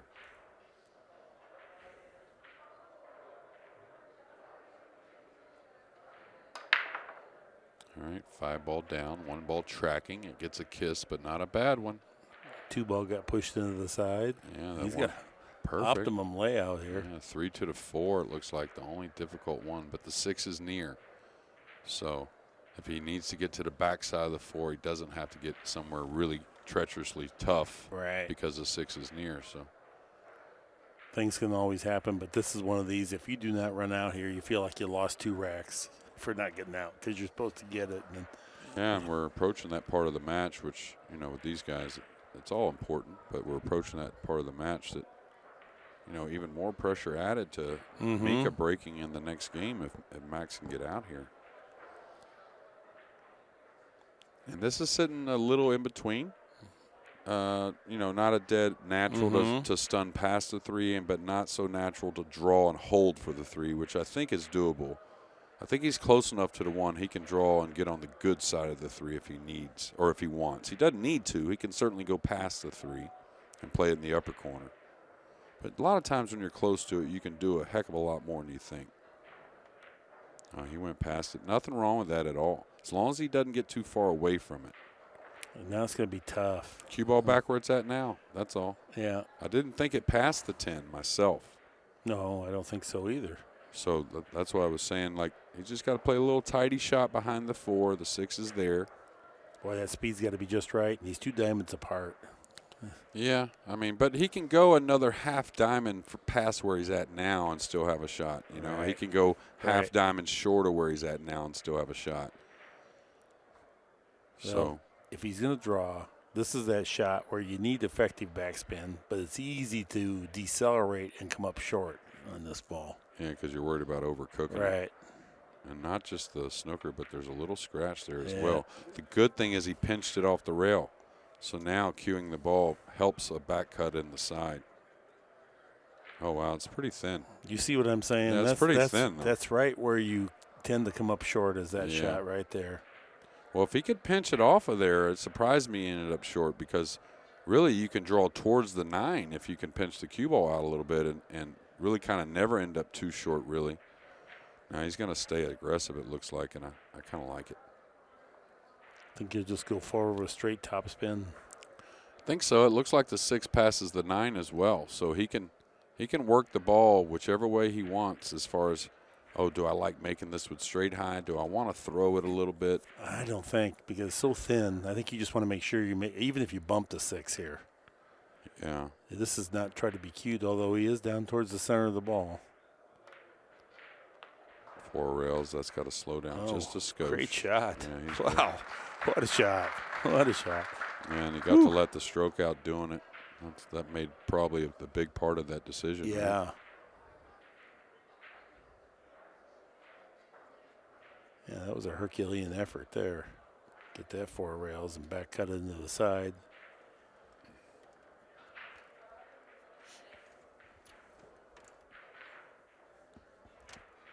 Good focus. Now he doesn't want to have a letdown here. No, he's taking that little extra time there, which is great. And again, the one thing that Max does really well, oh my. Oh, yeah. Just a little quick with the transition again, but so what happens is if you're throwing that ball just a touch, when you're quick, you don't give it time to throw. Kind of just hits the ball, doesn't really turn the ball much. Lost his timing there. It even seemed like it was a little bit, not just abrupt, but short. He didn't pull back the same length he was pulling back on his. All of a sudden he changed speeds or something. Well, to me, those two go together. When you get abrupt, you usually get a little short. At least I do. And I try to make it up with speed instead of tempo. Kind of kills the stroke. And now Mika, breath of fresh air. You know, that's that point where I'm saying you feel like you lost 2 racks or maybe 3. Yeah, and the momentum you feel like you've lost. It's Yeah. one thing, the games, but just the overall feeling itself is. But that's what, sports is all about, right, Mark? Yeah. Ups and downs. Yeah. Now Mika, who seems like he's been outplayed, even though he's played great. He has been outplayed a bit, but now pretty routine 10 to draw it at 6 apiece and be a race to 5 from here.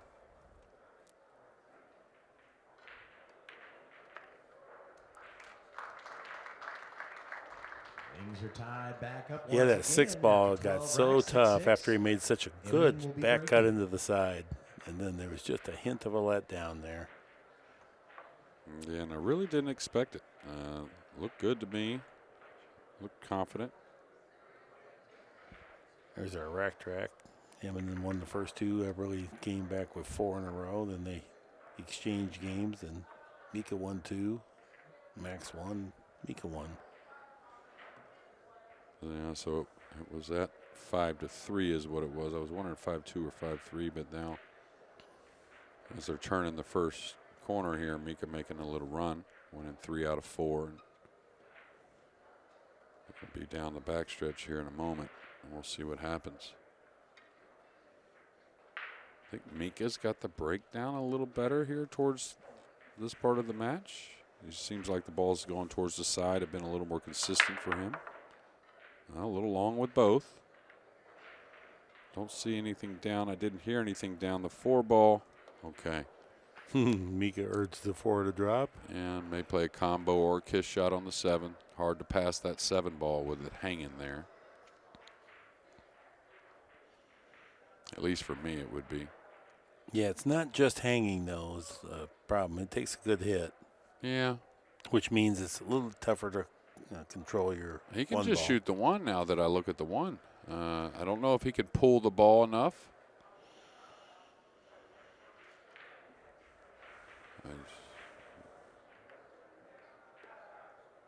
Made them both. I like that idea. Nothing wrong with it. The rules allow it, which I like. Yeah.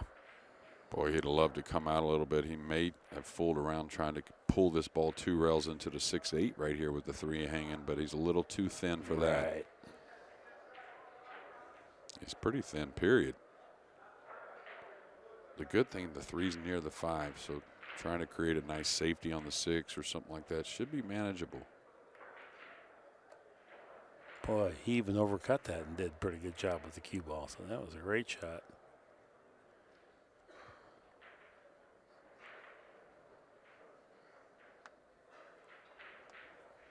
So the 6 ball is what's concerning him right now. That's why he's not shooting. He knows he can make the 3, and he knows he can get some position on the 5, but he's determining how he wants to get that. Yeah, no easy safety either, right? I mean, on the 6, I'm trying to see how he can, like, normally when there's 4 balls like that, you can really put yourself in a position to play a really nice safe. Gonna try to get close to the. Oh, he's trying to bump break him open. He's going to scratch. That was a risky shot. All right. Oof, this got ugly. Yeah, and Very ugly. he may have to just play a safety here off the 5 instead of shoot, because he can't really get in a great position on the 6. He may have to chip the top side of the 5. Come to the end rail. If he feels really good about it, he could hit it thin and maybe try to get behind the 10. I don't like his chances, but now Mika back in the day, if he knocked this 5 in and got dressed up nice on this long rail bank on the 6, he would take it. Oh, he went was for the banking. bank. Man. Whew. Well, that was unexpected there. He just went Yeah. all out. He just went totally naked on that and just gonna make a bank and break them out and run out. And Yeah, and it just win. looked like it didn't lay great to do so. He had to cut it a little thinner than he wanted, right? To get the breakout, and that didn't really agree with the bank. Exactly. Well, it's evidenced by the fact that he went into the cluster and didn't even come close to the bank. So Yeah. where he hit it is where he had to go into the cluster at. All right, kill this 2 rails with inside. Side rail, in rail, straight up the table for the 6. That sounds good. no. And doesn't even take a whole lot of inside either. You don't have No. to risk missing or anything. But no, Max is drawing. You might be drawn with inside more. You can Okay. do that like not Yeah. a full blown draw, you know. You're right. Ooh, this is going to creep over on top of the 6, and this is going to get a little funny, and that is very surprising. It's almost like he had no side spin on the ball, maybe. I think we're seeing the effects of a little pressure. Not hitting the ball quite as clean as he was earlier. Now he's got to cut this, what looks like to the upper right, his right. He's got to roll this with a little bit of high left, great 2-angle or 2-rail position on the 8. And going to that pocket makes it to where speed has to be a little better because you're not coming around to the ball, you're coming at the ball. So speed's got to be really good, and he's lost the speed a little bit. Yeah, that was tough. If you take on a hair tougher cut to the other corner, you come around the 9 and 10, and you're probably pretty good on the 8 with no problems. But it was a hair tougher cut, though. This missed bank was due to the missed position on the ball previous. Yeah, he's got to shoot here, though, I think. Mm-hmm. Yeah. If you play safe, you're not assured of getting a bank even this good or any shot this good. And while it's missable, you figure to make this better than half the time. And 10% of the time, you don't get a shot at all. You know, like he kicks one in or makes a great shot on you and runs out. Right. Well, he went all out for that bank. He didn't play any backdoor safety there. No, I like that. I mean, yeah, he was committed. Go up 30% on your make at least, I would think. I do that to myself when I punish myself when I play bad position. I just say, okay, now you got to bank it. Yeah. Take your medicine. Yeah. Then I lose 3 games from there. But anyway, I make sure I remember that. Play better position hereafter.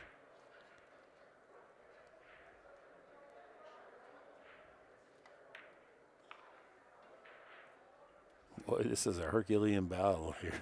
Yeah. These guys toe to toe. I'm sure Mika's disappointed about giving this game back, but Max was disappointed about last rack. So, yeah, Max is going to get to break here in game number 14. man, Max is still over 900 too. 915. Regains 7-6. 13. Well, you and I have called a lot of matches together, and this is, you know, it's going to be 10-10 here in a little bit. Double J. Oh, yeah. Oh, yeah. This is for sure going to be 10-10. We haven't had one in a while. You can just see this one's heading right straight for it.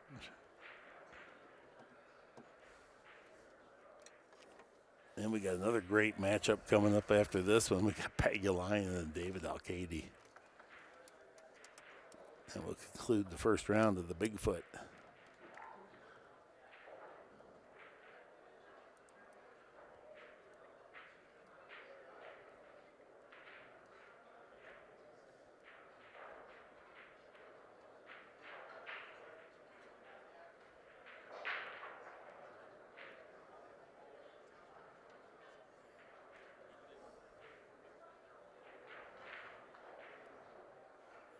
All right, Max Eberle can go a long ways here late in the match with a break and run.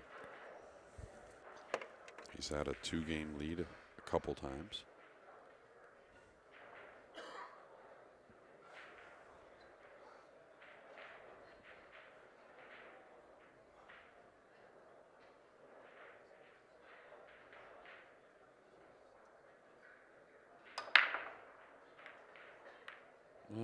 I wouldn't say it was his best. He's going to get. Oh, there's that pocket again.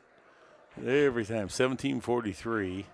Holding up a deep one in there, right? Yeah, so 3 times today we've seen that exact thing where probably day one that scratches. Yeah, an awful kiss on the cue ball there to get it bumped over towards. True. Yeah. Almost followed that one ball in. I think he can hit the 2 thick enough to go to the good side of the 10 down here. It's a little touchy. He may move the 2 ball instead between the 6-7 down to the bottom rail and maybe guide the cue ball over by the 3 or something. I'm not sure. This is a little bit odd. Like if you really, one of those shots you have to pay attention a lot to the object ball. The one thing is being careful, too careful, trying to protect the cue ball and the 2 ball. I think you should emphasize 2 ball only here. Yeah, well, it looks like the object ball's definitely got to be addressed. He's going for the make. Excuse me. This is a good shot. Go for the make. I mean, not saying it was totally free, but it was there. He had a lot of cover if he missed. So that was actually the right shot. I liked it. I didn't realize it was a possibility until I saw him kind of warming up his swings. Yeah, I didn't see it at all. And then he hit that object ball so heavily. I mean, it was a. Yeah, he must missed have been, it. Yeah. But I didn't mind the shot, believe it or not. I liked it, actually. This is a tough kick shot. He can get at it, but he's got to hit it a little slowly to get at it, I think. Oh, this is tough as well. Is this tougher than the other route, Mark? Definitely tougher. Looks like it's tougher than the other route. Yeah, it definitely is, but you can make here. The other way, it's much tougher to make. Yeah, and watch out for giving up a 10 ball. That wasn't even close.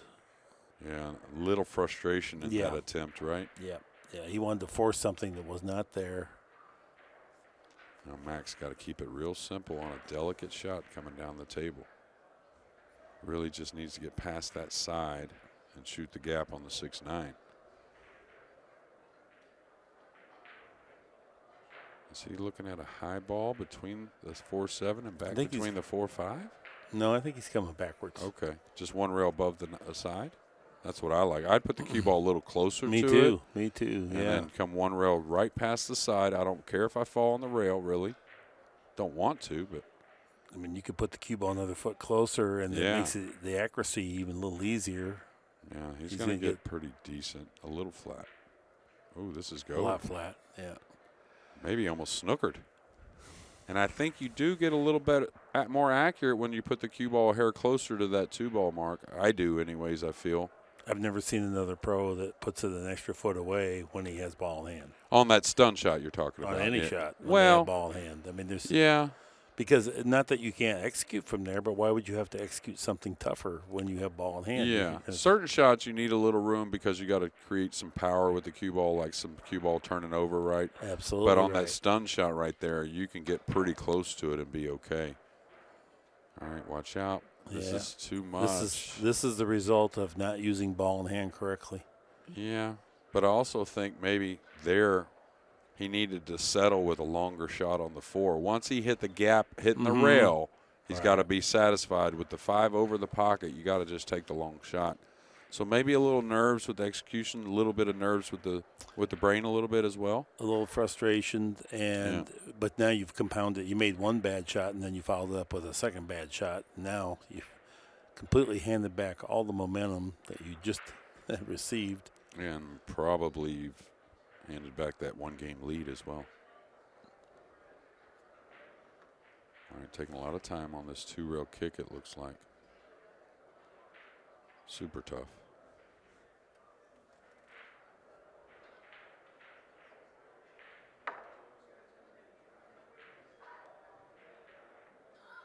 Yep. Yeah, that's missed by a diamond, so that's how tough that was. Yeah, and I'm not sure what the timeout rules are here for the players, but there's been one taken. But if I was Max and I had a timeout, I may take my timeout in my next opportunity. I can. Yeah, I agree. Yeah, this is one of those matches where it's no reason to save your timeout. And definitely you want to be fresh and get away from those last couple of racks. Yeah, remind yourself you're playing. He's playing great. He just had a couple things get away from him, and but he's still right in it. Now it's going to be 7-7 most likely.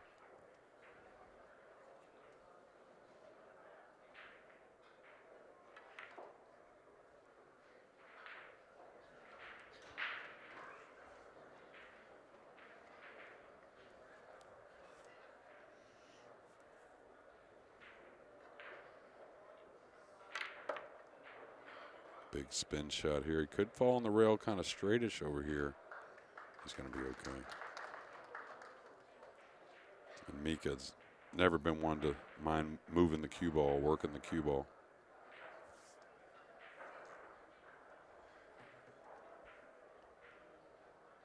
So you have to float this a bit? Yes, he did. Not too bad, though. I thought he was a little thinner than what he really was. And now he may have to check the cue ball a little bit, play a real touch, deft touch if he goes with like a middle inside. Or he'll hit down on it trying to check it to the short side of the 9. 10's over the pocket, so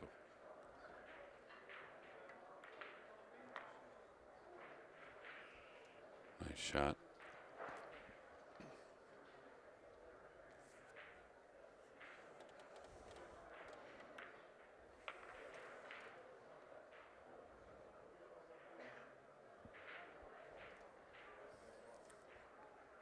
We got a heck of a battle here. 7-7.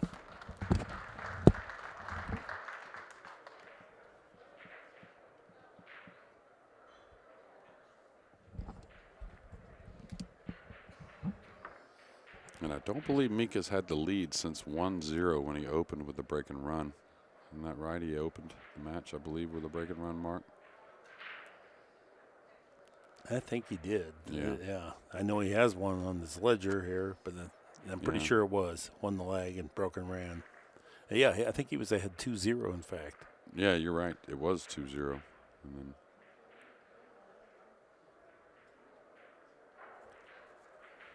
Max won 5 out of 6 games at that point. TPA's getting a lot closer along the course of the score. So it's a race to 4 from here to make it into the final 8. Whoever wins will return and play tomorrow. Still with the open hand bridge.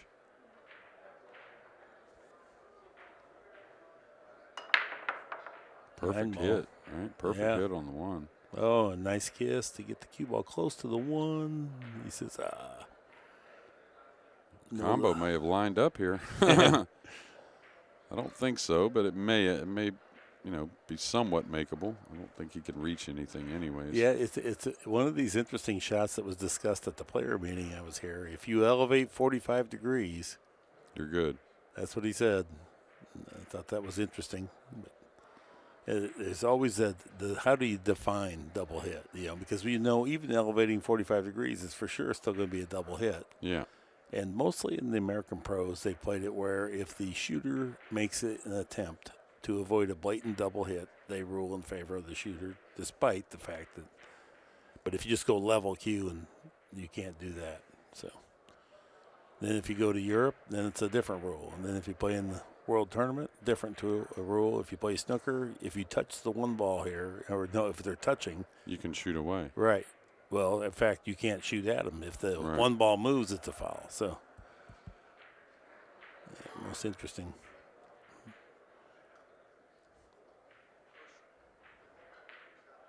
I think I'd rather go the other way, but I guess he can't get much of the 1. He's going to push out. Don't blame him here. No. It was hard to get. Boy. He didn't go very far with the cue ball. You don't like to leave your opponent that close to the object ball no matter what it is. No. I mean, it's like, that doesn't even work at league pool. Yeah, he's going to be pretty accurate. So there's no way Mika's ever getting this back. Yeah, I'm trying to think where I would go with the safety, though. It's a little touchy. It is? Yeah, I mean, you'd like to say you could bank the 1 down and coast him behind the 7, but not a lot of room really to get behind the 7 and get the 1 back down table. You feel like you'll lose the cue ball. Can you bank the 1 rail below the 6 and get the cue ball to the right over there behind the 2, 3, and 5? Like bank the 1 like that, right? And let the cue ball come over. If we can get the overhead, show us again, please. Yeah, go ahead, Mark. He's saying bank the 1 here and then let the cue ball come over. Yeah, exactly. This way. Mildly. You got to do it mild. You got to kind of let it drift over. Oh, he went the other way, and he's made the 1 somehow. I don't think that was intended. At all. No. No, not at all. And that was a dangerous way to play safe. I think he hit it heavy. I think he was thinking of way thinner than he. And overcut, bank it to the But then he rail. wanted to make sure the cue ball, because as thin as it needed to hit, these were in play over here. Yeah. So. Maybe he could have gone around him instead of in front of him, maybe. Huh. Yeah. Yeah, I think it laid better to get around him. But he's at the table, and now he can make a recovery here. Level out and cut this right in the side. I mean, it's just edge on edge. It's a shot that Max should have.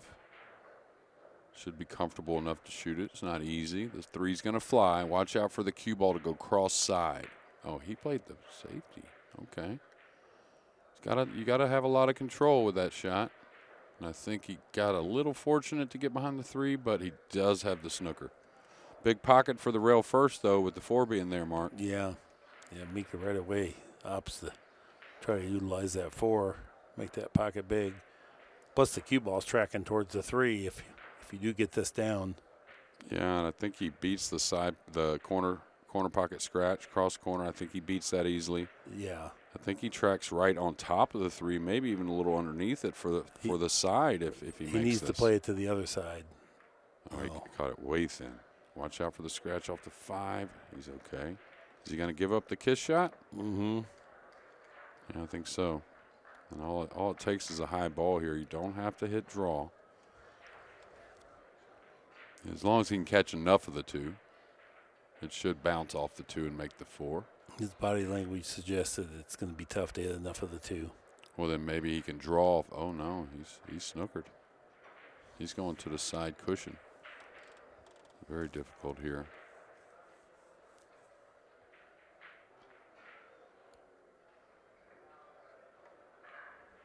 I was about to say, wow, maybe too good there. What a shot. Little Efren-esque there. What a shot. Wow. I thought he missed the entire ball at first when I saw him hit with such a high ball and a touch of inside on that. Almost slid too much. Ended up perfect, though. 2 rails behind it. Again, you can't scratch with the 4 being there, so be aggressive coming 2 rails behind this one.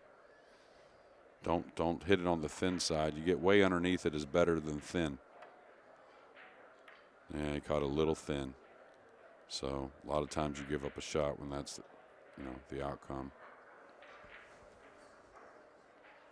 But you know what I mean, Mark? Mm-hmm. You get way underneath it. Even if you cut it too much, and as long as you have it going up the table, you're going to be okay. At least probably 7 or 8 out of 10 anyways. Now this is thin enough. I don't know that he can for sure get away from the 6. Yeah. Because that cue ball is going to be real hot coming off there. It's not going to have much time to bend. Well, as long as he hits the good side of the 6, there's not a Yeah. lot of terrible things that can happen, I don't think. Oh, nice shot. He was able to avoid that. Oh, my. Yeah, a little hard luck, but Very hard luck because this became tough now. This is much thinner than it looks. And now the 5 is in play. There's also Yeah. Long ways from the 7-7 being over, huh, Mark? yeah, That's kind of what we're getting at.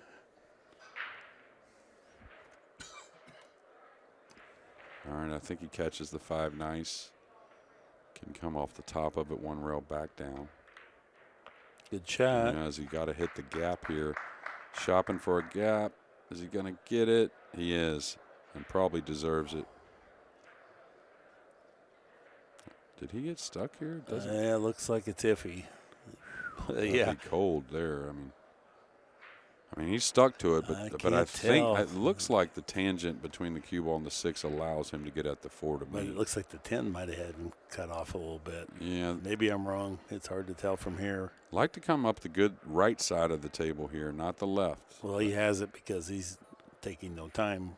I would come straight up. I wouldn't do the inside myself. Speed's got to be really good here, not to flirt with the 7 or get flat.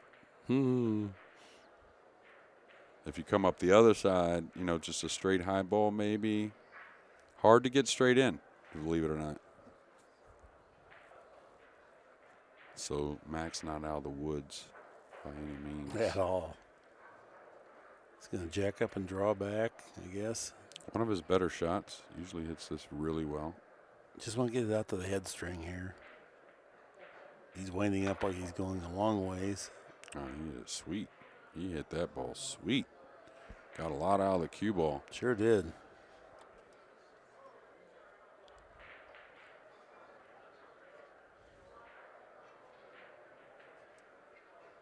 Yeah, I was thinking it would have been a pretty decent shot just to come up, a couple feet short and cut to the other corner. Right. Okay. Get a little quick here. Easy to hit it thick. And you may not get the line on the cue ball. Watch out for the scratch. Stays smooth. He should be all right. Yeah, but you see, a little quick. Way, not a little, way quick. Yeah, and that just doesn't allow, not only do you create a little more deflection into a thicker hit, but it doesn't allow that little bit of outside you have the time to throw the ball, to lay on the object ball and throw it.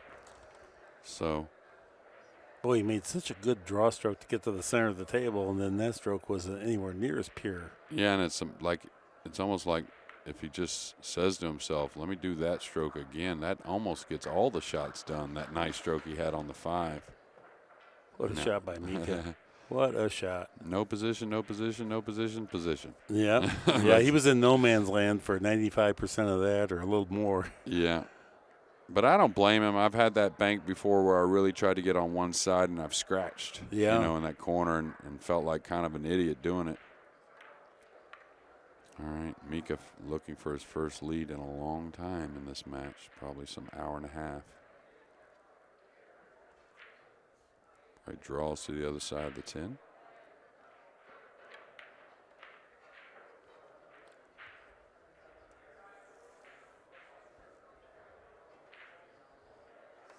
A tremendous match, 8-7, Immonen in front. And Immonen takes the lead at 8-7.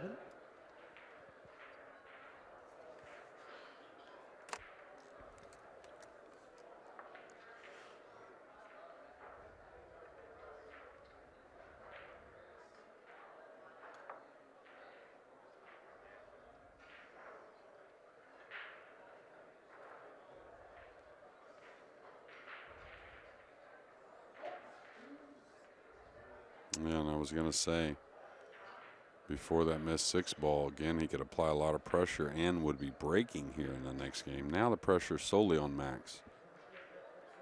Got to make up for a couple of mistakes here late. Jeremy, do you give lessons? Oh, I do, yeah, a ton of them. How do people get a hold of you if they were interested? Just through Messenger. Facebook Messenger is the best place. I'm going to have a kind of a teaching page here soon. Oh, that's cool. Yeah. Yeah, it's great that you do that. A lot of people love your insights, and I'm sure they would love to have a day with you. Yeah, I do a lot of it. Probably more of that than anything else as far as pool related. And I love it. Never realized how much I'd learn, and I'm doing it now about 6 or 7 years. So, all right, Max needs a good break here.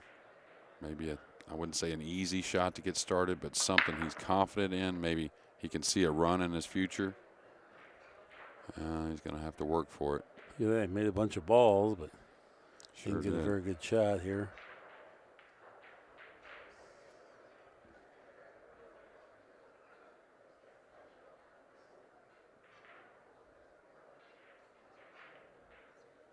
This is a little bit unusual one. I don't know how much of the one he can hit, but it's a time where maybe you don't go for separation distance, but rather just trickle the cue ball off the end rail back up on the 9. I think he's fairly cut off on this one. Then that's the problem. Yeah, if you can't do that, then that's different. You have to push out. The rollout's not bad, though. I mean, this isn't one. This is one to where you can say, okay, if he gives it back to me, I understand, and I don't mind it at all. If he takes it, he's still got to come with a nice shot playing off the 1. So this one here, you know, now this is where decisions become a little bit more about your execution. Do you bank the 1 lightly at the 8-10 and let the cue ball just come to the side rail using a big 3 ball? You know what I mean? Mm-hmm. To try and cover everything up like that. That's where if you feel confident with the execution, that's probably the best percentage shot you have. Now, the one thing I may have done a little different, but you know, that's kind of in a perfect world, is maybe just trickle the 1 down the table a little bit more. You know, that ball could have bled off a little bit and left a little more for Max. But that's hard to do from 10 feet away also, Mark. You know, hit it lighter. Yeah. He's got a little edge on the 1. I think anyways. Just I think that because of Mika's kind of mannerisms there. So now is he going to cut at this 10 ball? Maybe if all he has is a little bit, not the worst shot in the world, believe it or not. Maybe you fluke if you can hit down on the ball, maybe you fluke the 4 in, maybe. I don't know. But if all he has is a sliver, the safety's super tough. Well, then, you know, maybe even cross-corner bank on the 10 here. Yeah. You know, if you go inside spin, it can clip the 4 if you hit it real thin and still go. Yeah, if he's just got a sliver, I like him being aggressive. Wow, that was thin. That was a sliver. Watch out now. Didn't turn out the worst. Yeah, the cue ball went up and down the table and would have went maybe back down the table, and that one only went over to the side rail and barely off the side rail, so that was super thin. You got to just put the cue ball underneath the 9 here. He's going the other way. That's a pretty good touch, it looks like. Really nice. Really nice. And those shots there are really probably a better shot, and all based behind no jump cue. Mm-hmm. You know.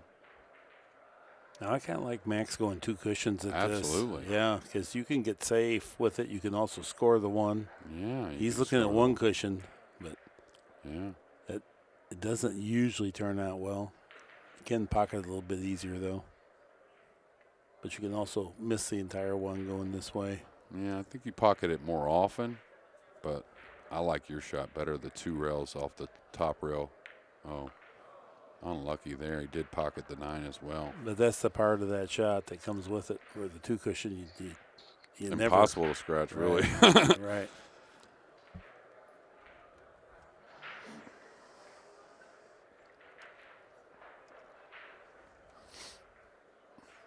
Okay. Could easily stay above the 3 if you want. You can go around it as well. I like above it like that myself. Don't see the point in going around it.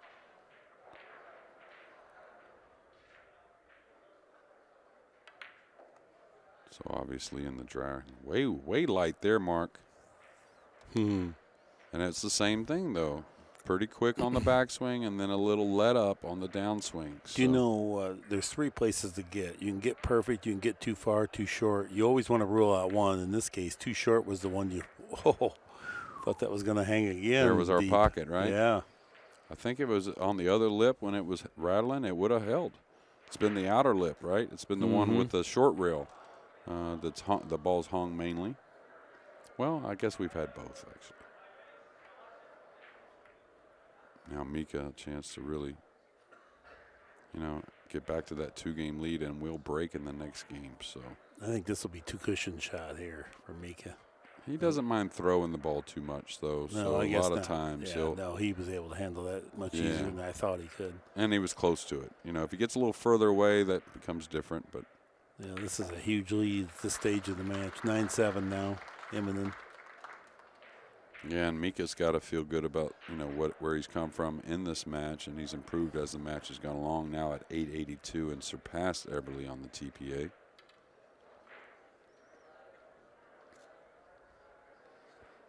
Which is pretty carbon copy. I don't recall who he played his first match in the international, but he didn't play his best and got through it, and then he played 2 really fine matches in a row, and then ran out a little gas and, of course, faced one tough opponent in the final, that being Filler. Filler, yeah.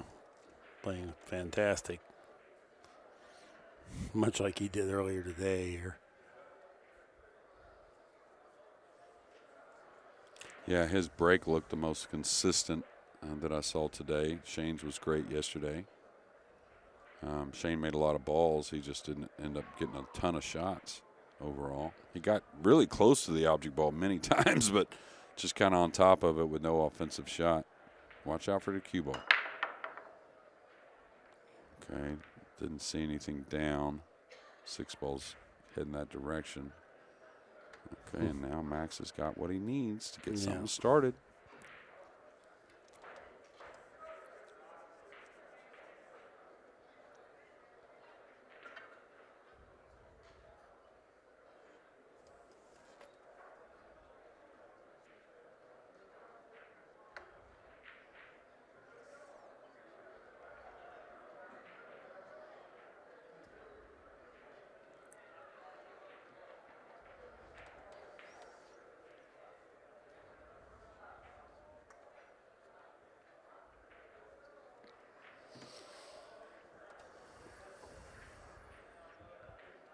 Can he just, the 3's open, right? So can he just draw up to get that cut shot on the 2 on the side? Really not try to do much, just hold it between the 3-9 or the 3-4? Yeah, I like this shot. When the 3's open, really keep it simple on the 2. Check it with a little inside here. This is where the camera will fool you also, to where really inside looks like the shot to us right here and now. But if you're at the table, really you need to go around them balls. But looks like he can do the inside. That looks like perfect speed too. Yeah, that was a good shot. Yeah, now he can stay on the good side of the 4 to pull between the Right. 10-8. Real simple for the 5. That definitely helped the cause quite a bit to get down in this position on the 3.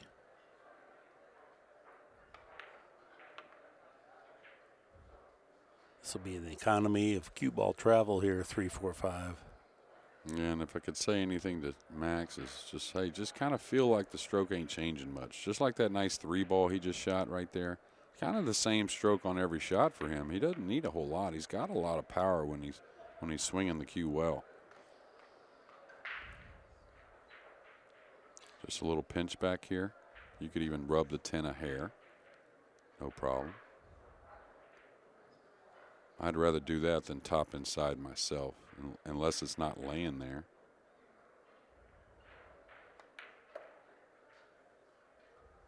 He's stunned by it easily. I thought for sure would stun, he would contact the 10 mark. I think he's going to need the bridge on this one. Maybe not. Maybe you reach across and get it. He's just changed cues is all. It's a pretty steep bridge or stretch. Doesn't have to do a whole lot. If he could just get the cue ball a couple feet closer, it'd be nice. Yeah, center of the table would be really nice. Max pretty good with the bridge usually. Just a straight, nice, simple draw stroke.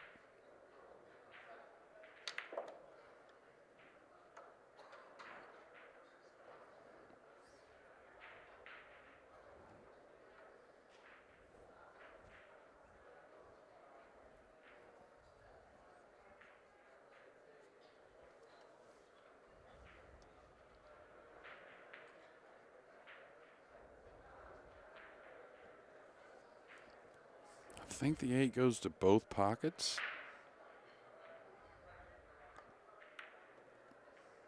Okay, oh man, I thought he got by the 9. Now he's okay. He's just got to have a good speed control coming 2 rails out of that corner. He's got a pretty vast room for the cue ball to land and get pretty decent on the 9. Probably the ball pocketing here is the most important part.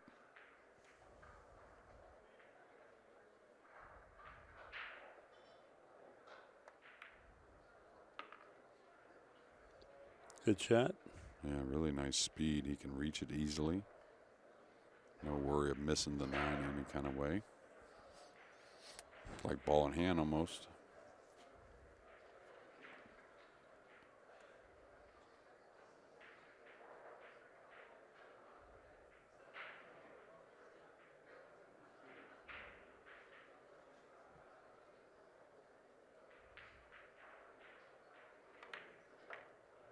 You might have overdid that one. No, just right. But that's perfect position, and that's not proper position because if he goes at just a couple inches further, this gets real tough. Yeah. Probably missed it by a good foot there, but that's okay. 9-8. And that was a quality run out.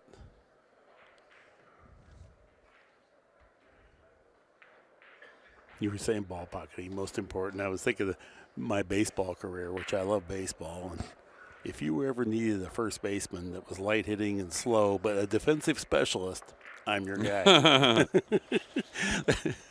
I was a first baseman as well. I could hit pretty well, though, but I was slow. I got thrown out from right field twice on a single. I know that. 2 different times I got thrown out from right field in my baseball career. And I always used to dread that. I used to really hustle. I was going to be so just told him embarrassed. how hard I hit it to right field is all, Mark. Okay, all. there you go. A little one-hopper right to the best right fielder in the game probably had to throw me Roberto out. Clemente out there. Yeah, right. Yeah. But I was a good fielder, good hitter, just a little bit of square wheels. Never could shake it. Sure was. Sure is my love, though, that's for sure, baseball. Jersey Red was a first baseman, too. Yeah, we talked a lot of baseball. All right, 9-8, Eberle breaking.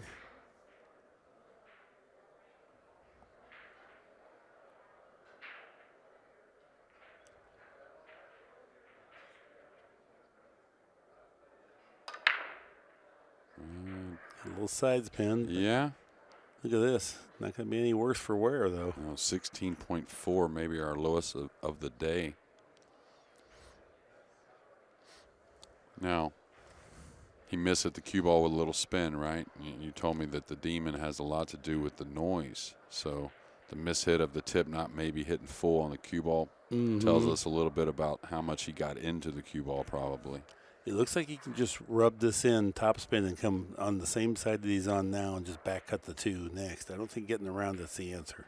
No, I thought he could get around. Oh, it okay. Well, easy, then it was much easier than I thought. Yeah, I thought that the one was up an inch off of that point, so you can really cheat the pocket, especially with that throw spin. yeah, that makes it way easier for getting on the 3. Now that you're close to the 2 and Yeah, comfortable to hit any part of the pocket you want. a very deep hanging 5 ball in the corner. You can almost overlook it if you don't know it's there on this 10-footer. So that's going to be the tricky shot.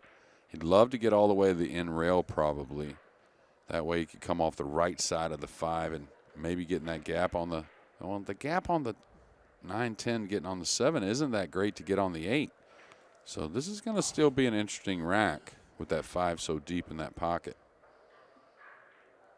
Looks like he's really amping up here. Yeah, he wants to get the angle to get around there. Now he can work the cue ball close to the 5. Right, off of 3 rails and catching that Right. 4th, right? But still – Don't know if we got time to get the overhead, but if we do, yeah, he can come this way, and drop down here. Right. Well, that's a bad angle, but Well, here. it could slide like that on that table. But the I thing think is, again, though, the gap on the 9-10 shooting the 7 offers a lot of angle on the 7. The 8 doesn't pass the 9. It does go in the corner where he's maybe going to shoot the 7 here in a moment, but I still think he's got a lot of touchy work here. Might have hit a little harder than he meant. Yeah, and this actually, well, he's going to be cueing over the ball. This may force him into a little safer route. This is tough. He's over the ball. I mean, you can't draw. And to be honest with you, on the 10-footer, this is a little bit of a stretch. I thought he overhit that ball. Yeah. He went by a mile. He'd rather be anywhere but here. Don't you think he wanted to come a little tighter with the cue ball as well? Like, he didn't go far by that 8, really. I mean, he was within 4 or 5 inches of the 8 going by. So. And that's why I drew my line a little further over. Right. He's thinking about going rail first here. Man, this is brutal. I would draw underneath this. I don't want to lose the match. No, you can't draw. You're saying just rub it thin on the side. On the left side, draw the ball. A little bit the left side. Yeah, he can draw that. Yeah. Oh, okay. He hit the gap pretty well, but this is the gap I was talking about that doesn't lead you that great on the 8. You're going to have to pull it 3 rails to the side pocket maybe, or is he going to go 3 rails to play for the opposite side like a high ball? I thought he was playing for the same, now. Corner. I was thinking the same corner the 7's going in. Yeah, pull it past the side with low outside. Yeah. Yeah. And come up close to the other side pocket over Exactly. here. So this would be a low left. He's close enough to it. He can definitely draw past the side, in my opinion. Now, this is a type of a shot you cannot get quick on. You're going to have to hit this pure. You can't just punch it around there like he did that 4 ball when he got weird on the 9 there to get the 5 in. He's looking to hit before the side and go 3 rails to play the 8 in the opposite side pocket. That could work, and the path is there, but your speed has to be great because you could fall treacherously on the rail shooting the 8. You could scratch 1 rail in the corner off the 7 if you catch it a little thin. Oh, 100%. How you hit the pocket, if that's what he's doing. Yeah, that's what he's doing. Is. Yeah, he's hitting a high ball. So now he hit it great. Now, is he going to get off the rail here? I think he is, just enough. Great line on the 8. Now, this is all about can you keep your nerves in check because this is a nervy kind of shot late in the match. Boy, you're not kidding. And even if you have your nerves in check, there's still some miss ratio. Oh, absolutely. Ratio. Yeah, this is not an easy shot. Yeah, you could be calm as hell practicing and, excuse my language, and miss this ball. Good thing is it's mainly just a light little stun. So let's see if he can keep the timing good. Oh, great. Pure stroke that Yeah, time. that was a Much good better ball. backswing. Yeah, good ball there. And you said it earlier. Let's go ahead and make it 10-10. We know it's getting there. We're clawing that direction. Oh, Max Everly is fighting.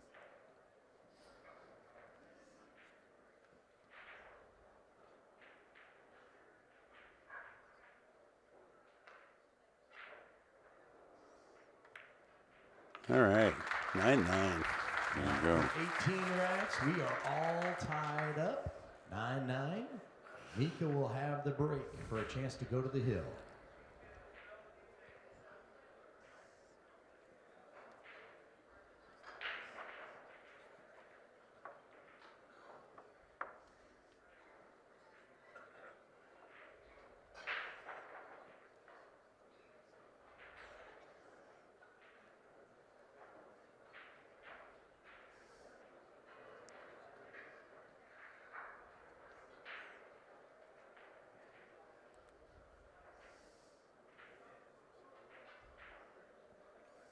All right, Mika breaking here. Tie score, race to 2. Oh, he changed sides.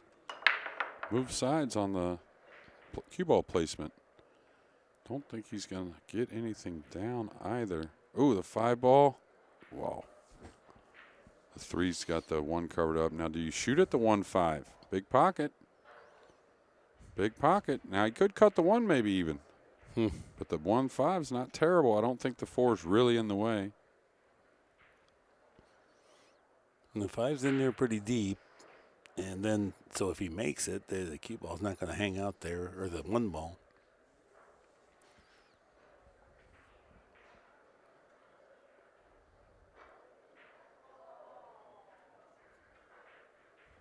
Yeah, when I look at the table, the 1 ball seems cuttable. When I look on the overhead, it seems uncuttable. So. No, 100% cuttable.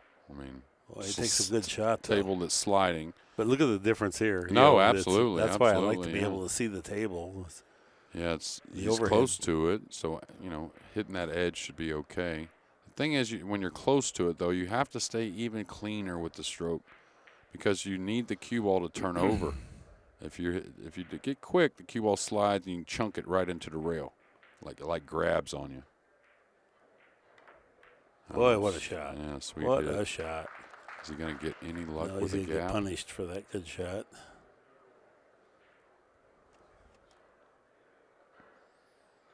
He's not taking much time on this. Not that fond of that. I think he's trying to size it up a little bit. Okay, maybe that.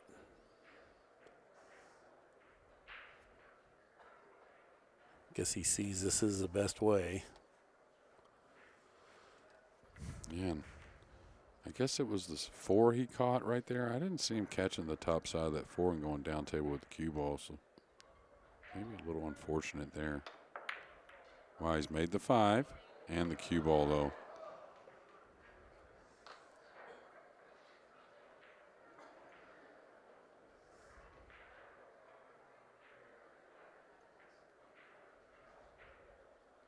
Yeah, everything kind of, after this first shot, they kind of working good for Mika. Mm-hmm. Get on the 3, follow easily to the 4. The 6 is on the good side of the table to get on the 7. So just fall nice and heavy here, nothing crazy. You're rolling good. You fall a hair underneath it like that, so you can get the cue ball a little more away from the rail. Mika almost always catch that rail and almost always wants to get to that rail to get that feeling of that bounce rather than just coasting into position. Mm-hmm. And that's a lot of us, right? But he'll even go further, like on the, when you're hitting side rail, in rail, and back up, some people will just float down off the side rail. Yeah. He'll get to that in rail to bounce back up to make sure that angle. And he's falling a little funny here.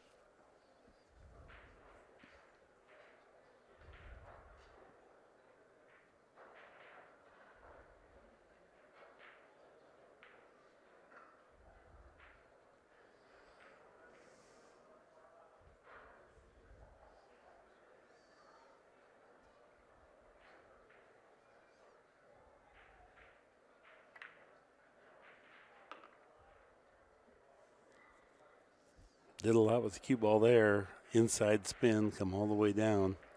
Now he's got that little funny angle yet again. Everything tracks away from the 8 unless he wants to try to play this in the side. Smooth. And smart. Yeah, conservative. Yeah. Higher percentage play. When the ball's out in the middle of the table and you need a little of that movement, you need to stay heavy with it. Easy to overcut it a hair. Nice stroke there. Confident stroke. And he didn't roll it. That's the one thing I liked about it right there. Just like a center light stun. A shot I should have worked on in my career, I'll tell you that. I was more of the type that wanted to roll more a little bit. And now to the hill first. Mika Immonen. Immonen will be the first to reach the hill. Max will break here in Everly game will number have 20. the break. Right after this match, we have our final first round match. You know, when of you the when tournament coming up. hey, there's Lion and look at there, Pally Lion immediately with after glasses this on. match. Good Oh, Lord. yeah. I remember when he was 17, could see through steel. He used to sit outside the practice room or the tournament room at the Camel Tour because he wasn't old enough to get in and challenge the pros as they left and bust them on the way out. Some little Asian kid out there. You remember those days? Oh, yeah. Yeah. I remember he played a PCA event when that PCA came out for a little bit in Kansas City and then on into Minnesota. I remember him at a young age and gambling in the casino. Him and Gabe Owen up there in Minnesota when they had that event, and then they drove cross country to the U.S. Open together. And then shortly after that, Corey and him both became old enough to play the Camel Pro Bayard Series. And Yeah. I don't think Alex really ever even got to play maybe one event, if any. It kind of ended right there at his time of turning 21, and now Max Eberly has got the break. He's got a shot.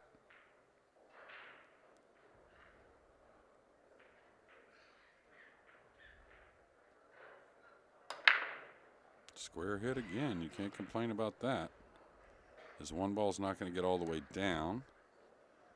He's got a tough shot in the side. Not only the bank or the cut. Either one is very difficult. I think he's supposed to go for the cut here, though. I think the pros are supposed to try and bury this and come across with the cue ball. And he's hit it good 3 or 4 times in this match already. But boy, this is an unforgiving shot. Yeah.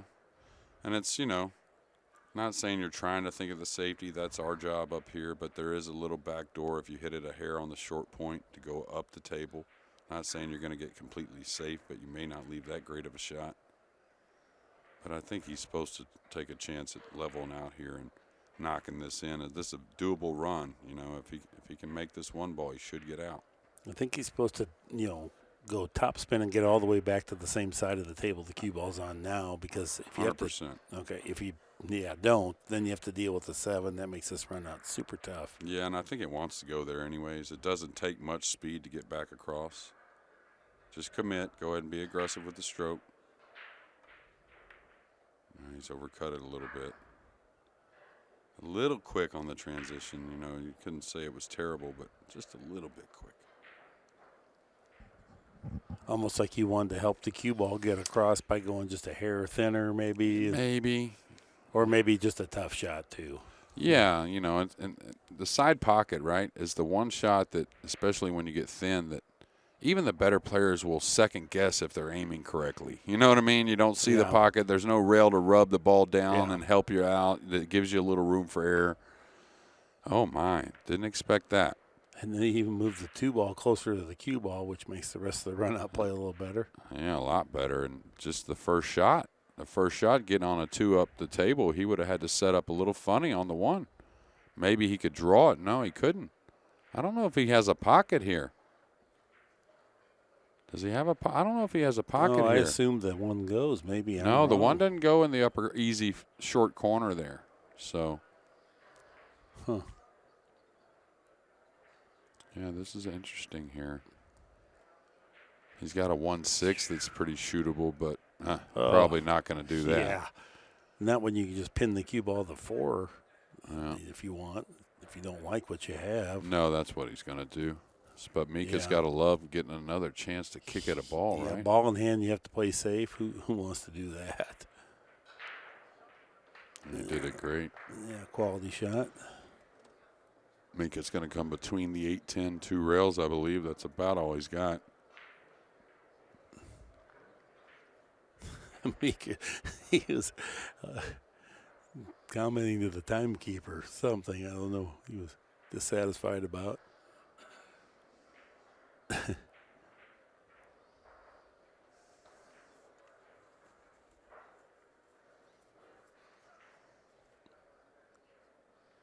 Made a similar kick. Oh, he's got to curve it as well, so probably ends up short. Oh, wow. No, he got it long, even having to curve the ball. So Mika on 2 fouls. Shouldn't matter, really, but never know.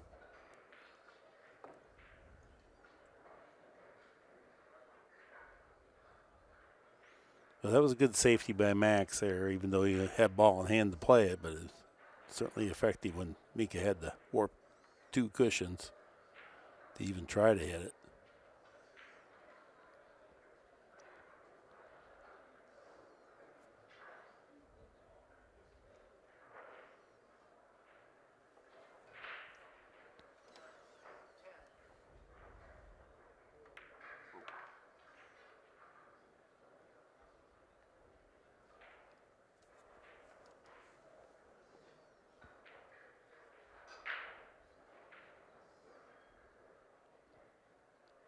Good playing position, get the 4 in the same pocket that the 2's going in. I would think so.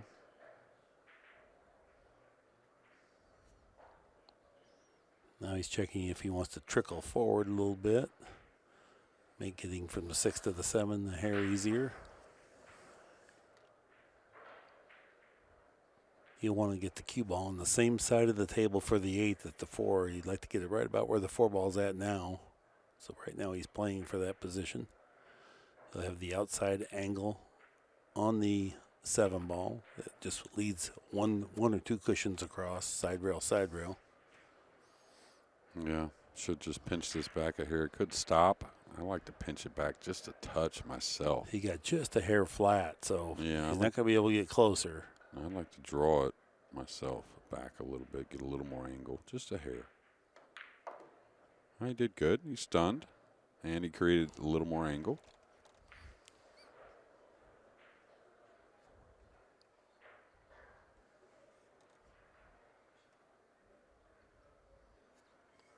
He'd like to come just 1 diamond behind the side pocket there. Yeah. So 2 cushions. Yeah. I Doesn't don't know if he catches the second one or not. I think Max probably does because he doesn't use much side spin, so he'll probably catch that second rail. Well, it's going to maybe fall a little funny-ish near the rail, which is definitely what he didn't want. And the only reason being is can he not hit the 9? He's straight. You know, it's harder to stop. And he doesn't want to have to play. You know, if he just trickles it, then maybe he's got to play the 9 back in the side. I don't think he wants to power up and try to. Oh, now he's elevating quite a bit.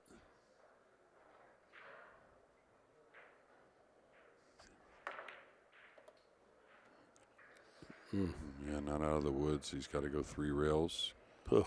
I'd like to go long here myself. I don't want to go 3 rails and scratch in the corner. So I probably pull the ball a little bit here. This table with the new felt should spread pretty nice off the 3rd rail. Well, then you got to use extra power, which makes it longer for the draw to take. So it's Yeah, no matter but what. look at this screen, though, Mark. If you look at this one, you can tell you don't really need a ton of draw, really. I mean, you need to hit up by the side by that 3rd rail, but not too much. Maybe the 3rd diamond-ish. See, this is more scratchish. I think he's going to be okay, but see, a top English goes more towards that corner. And that's terrible and unfortunate and terrible in the regard that he scratched, not the shot itself. So Yeah. Max Eberle, who played a great match, is going to be knocked out of our 10-foot Bigfoot challenge. But Moving on. All right, well, next up we got Paguline and And our Alcady. next matchup This has will been feature an Accustats presentation. Any Paguline rebroadcast or and republication David without Alcady, that'd be, Accustats coming express up here written in about permission 15 is minutes or prohibited. so. Thank you, and please join us again soon. So long for just a while.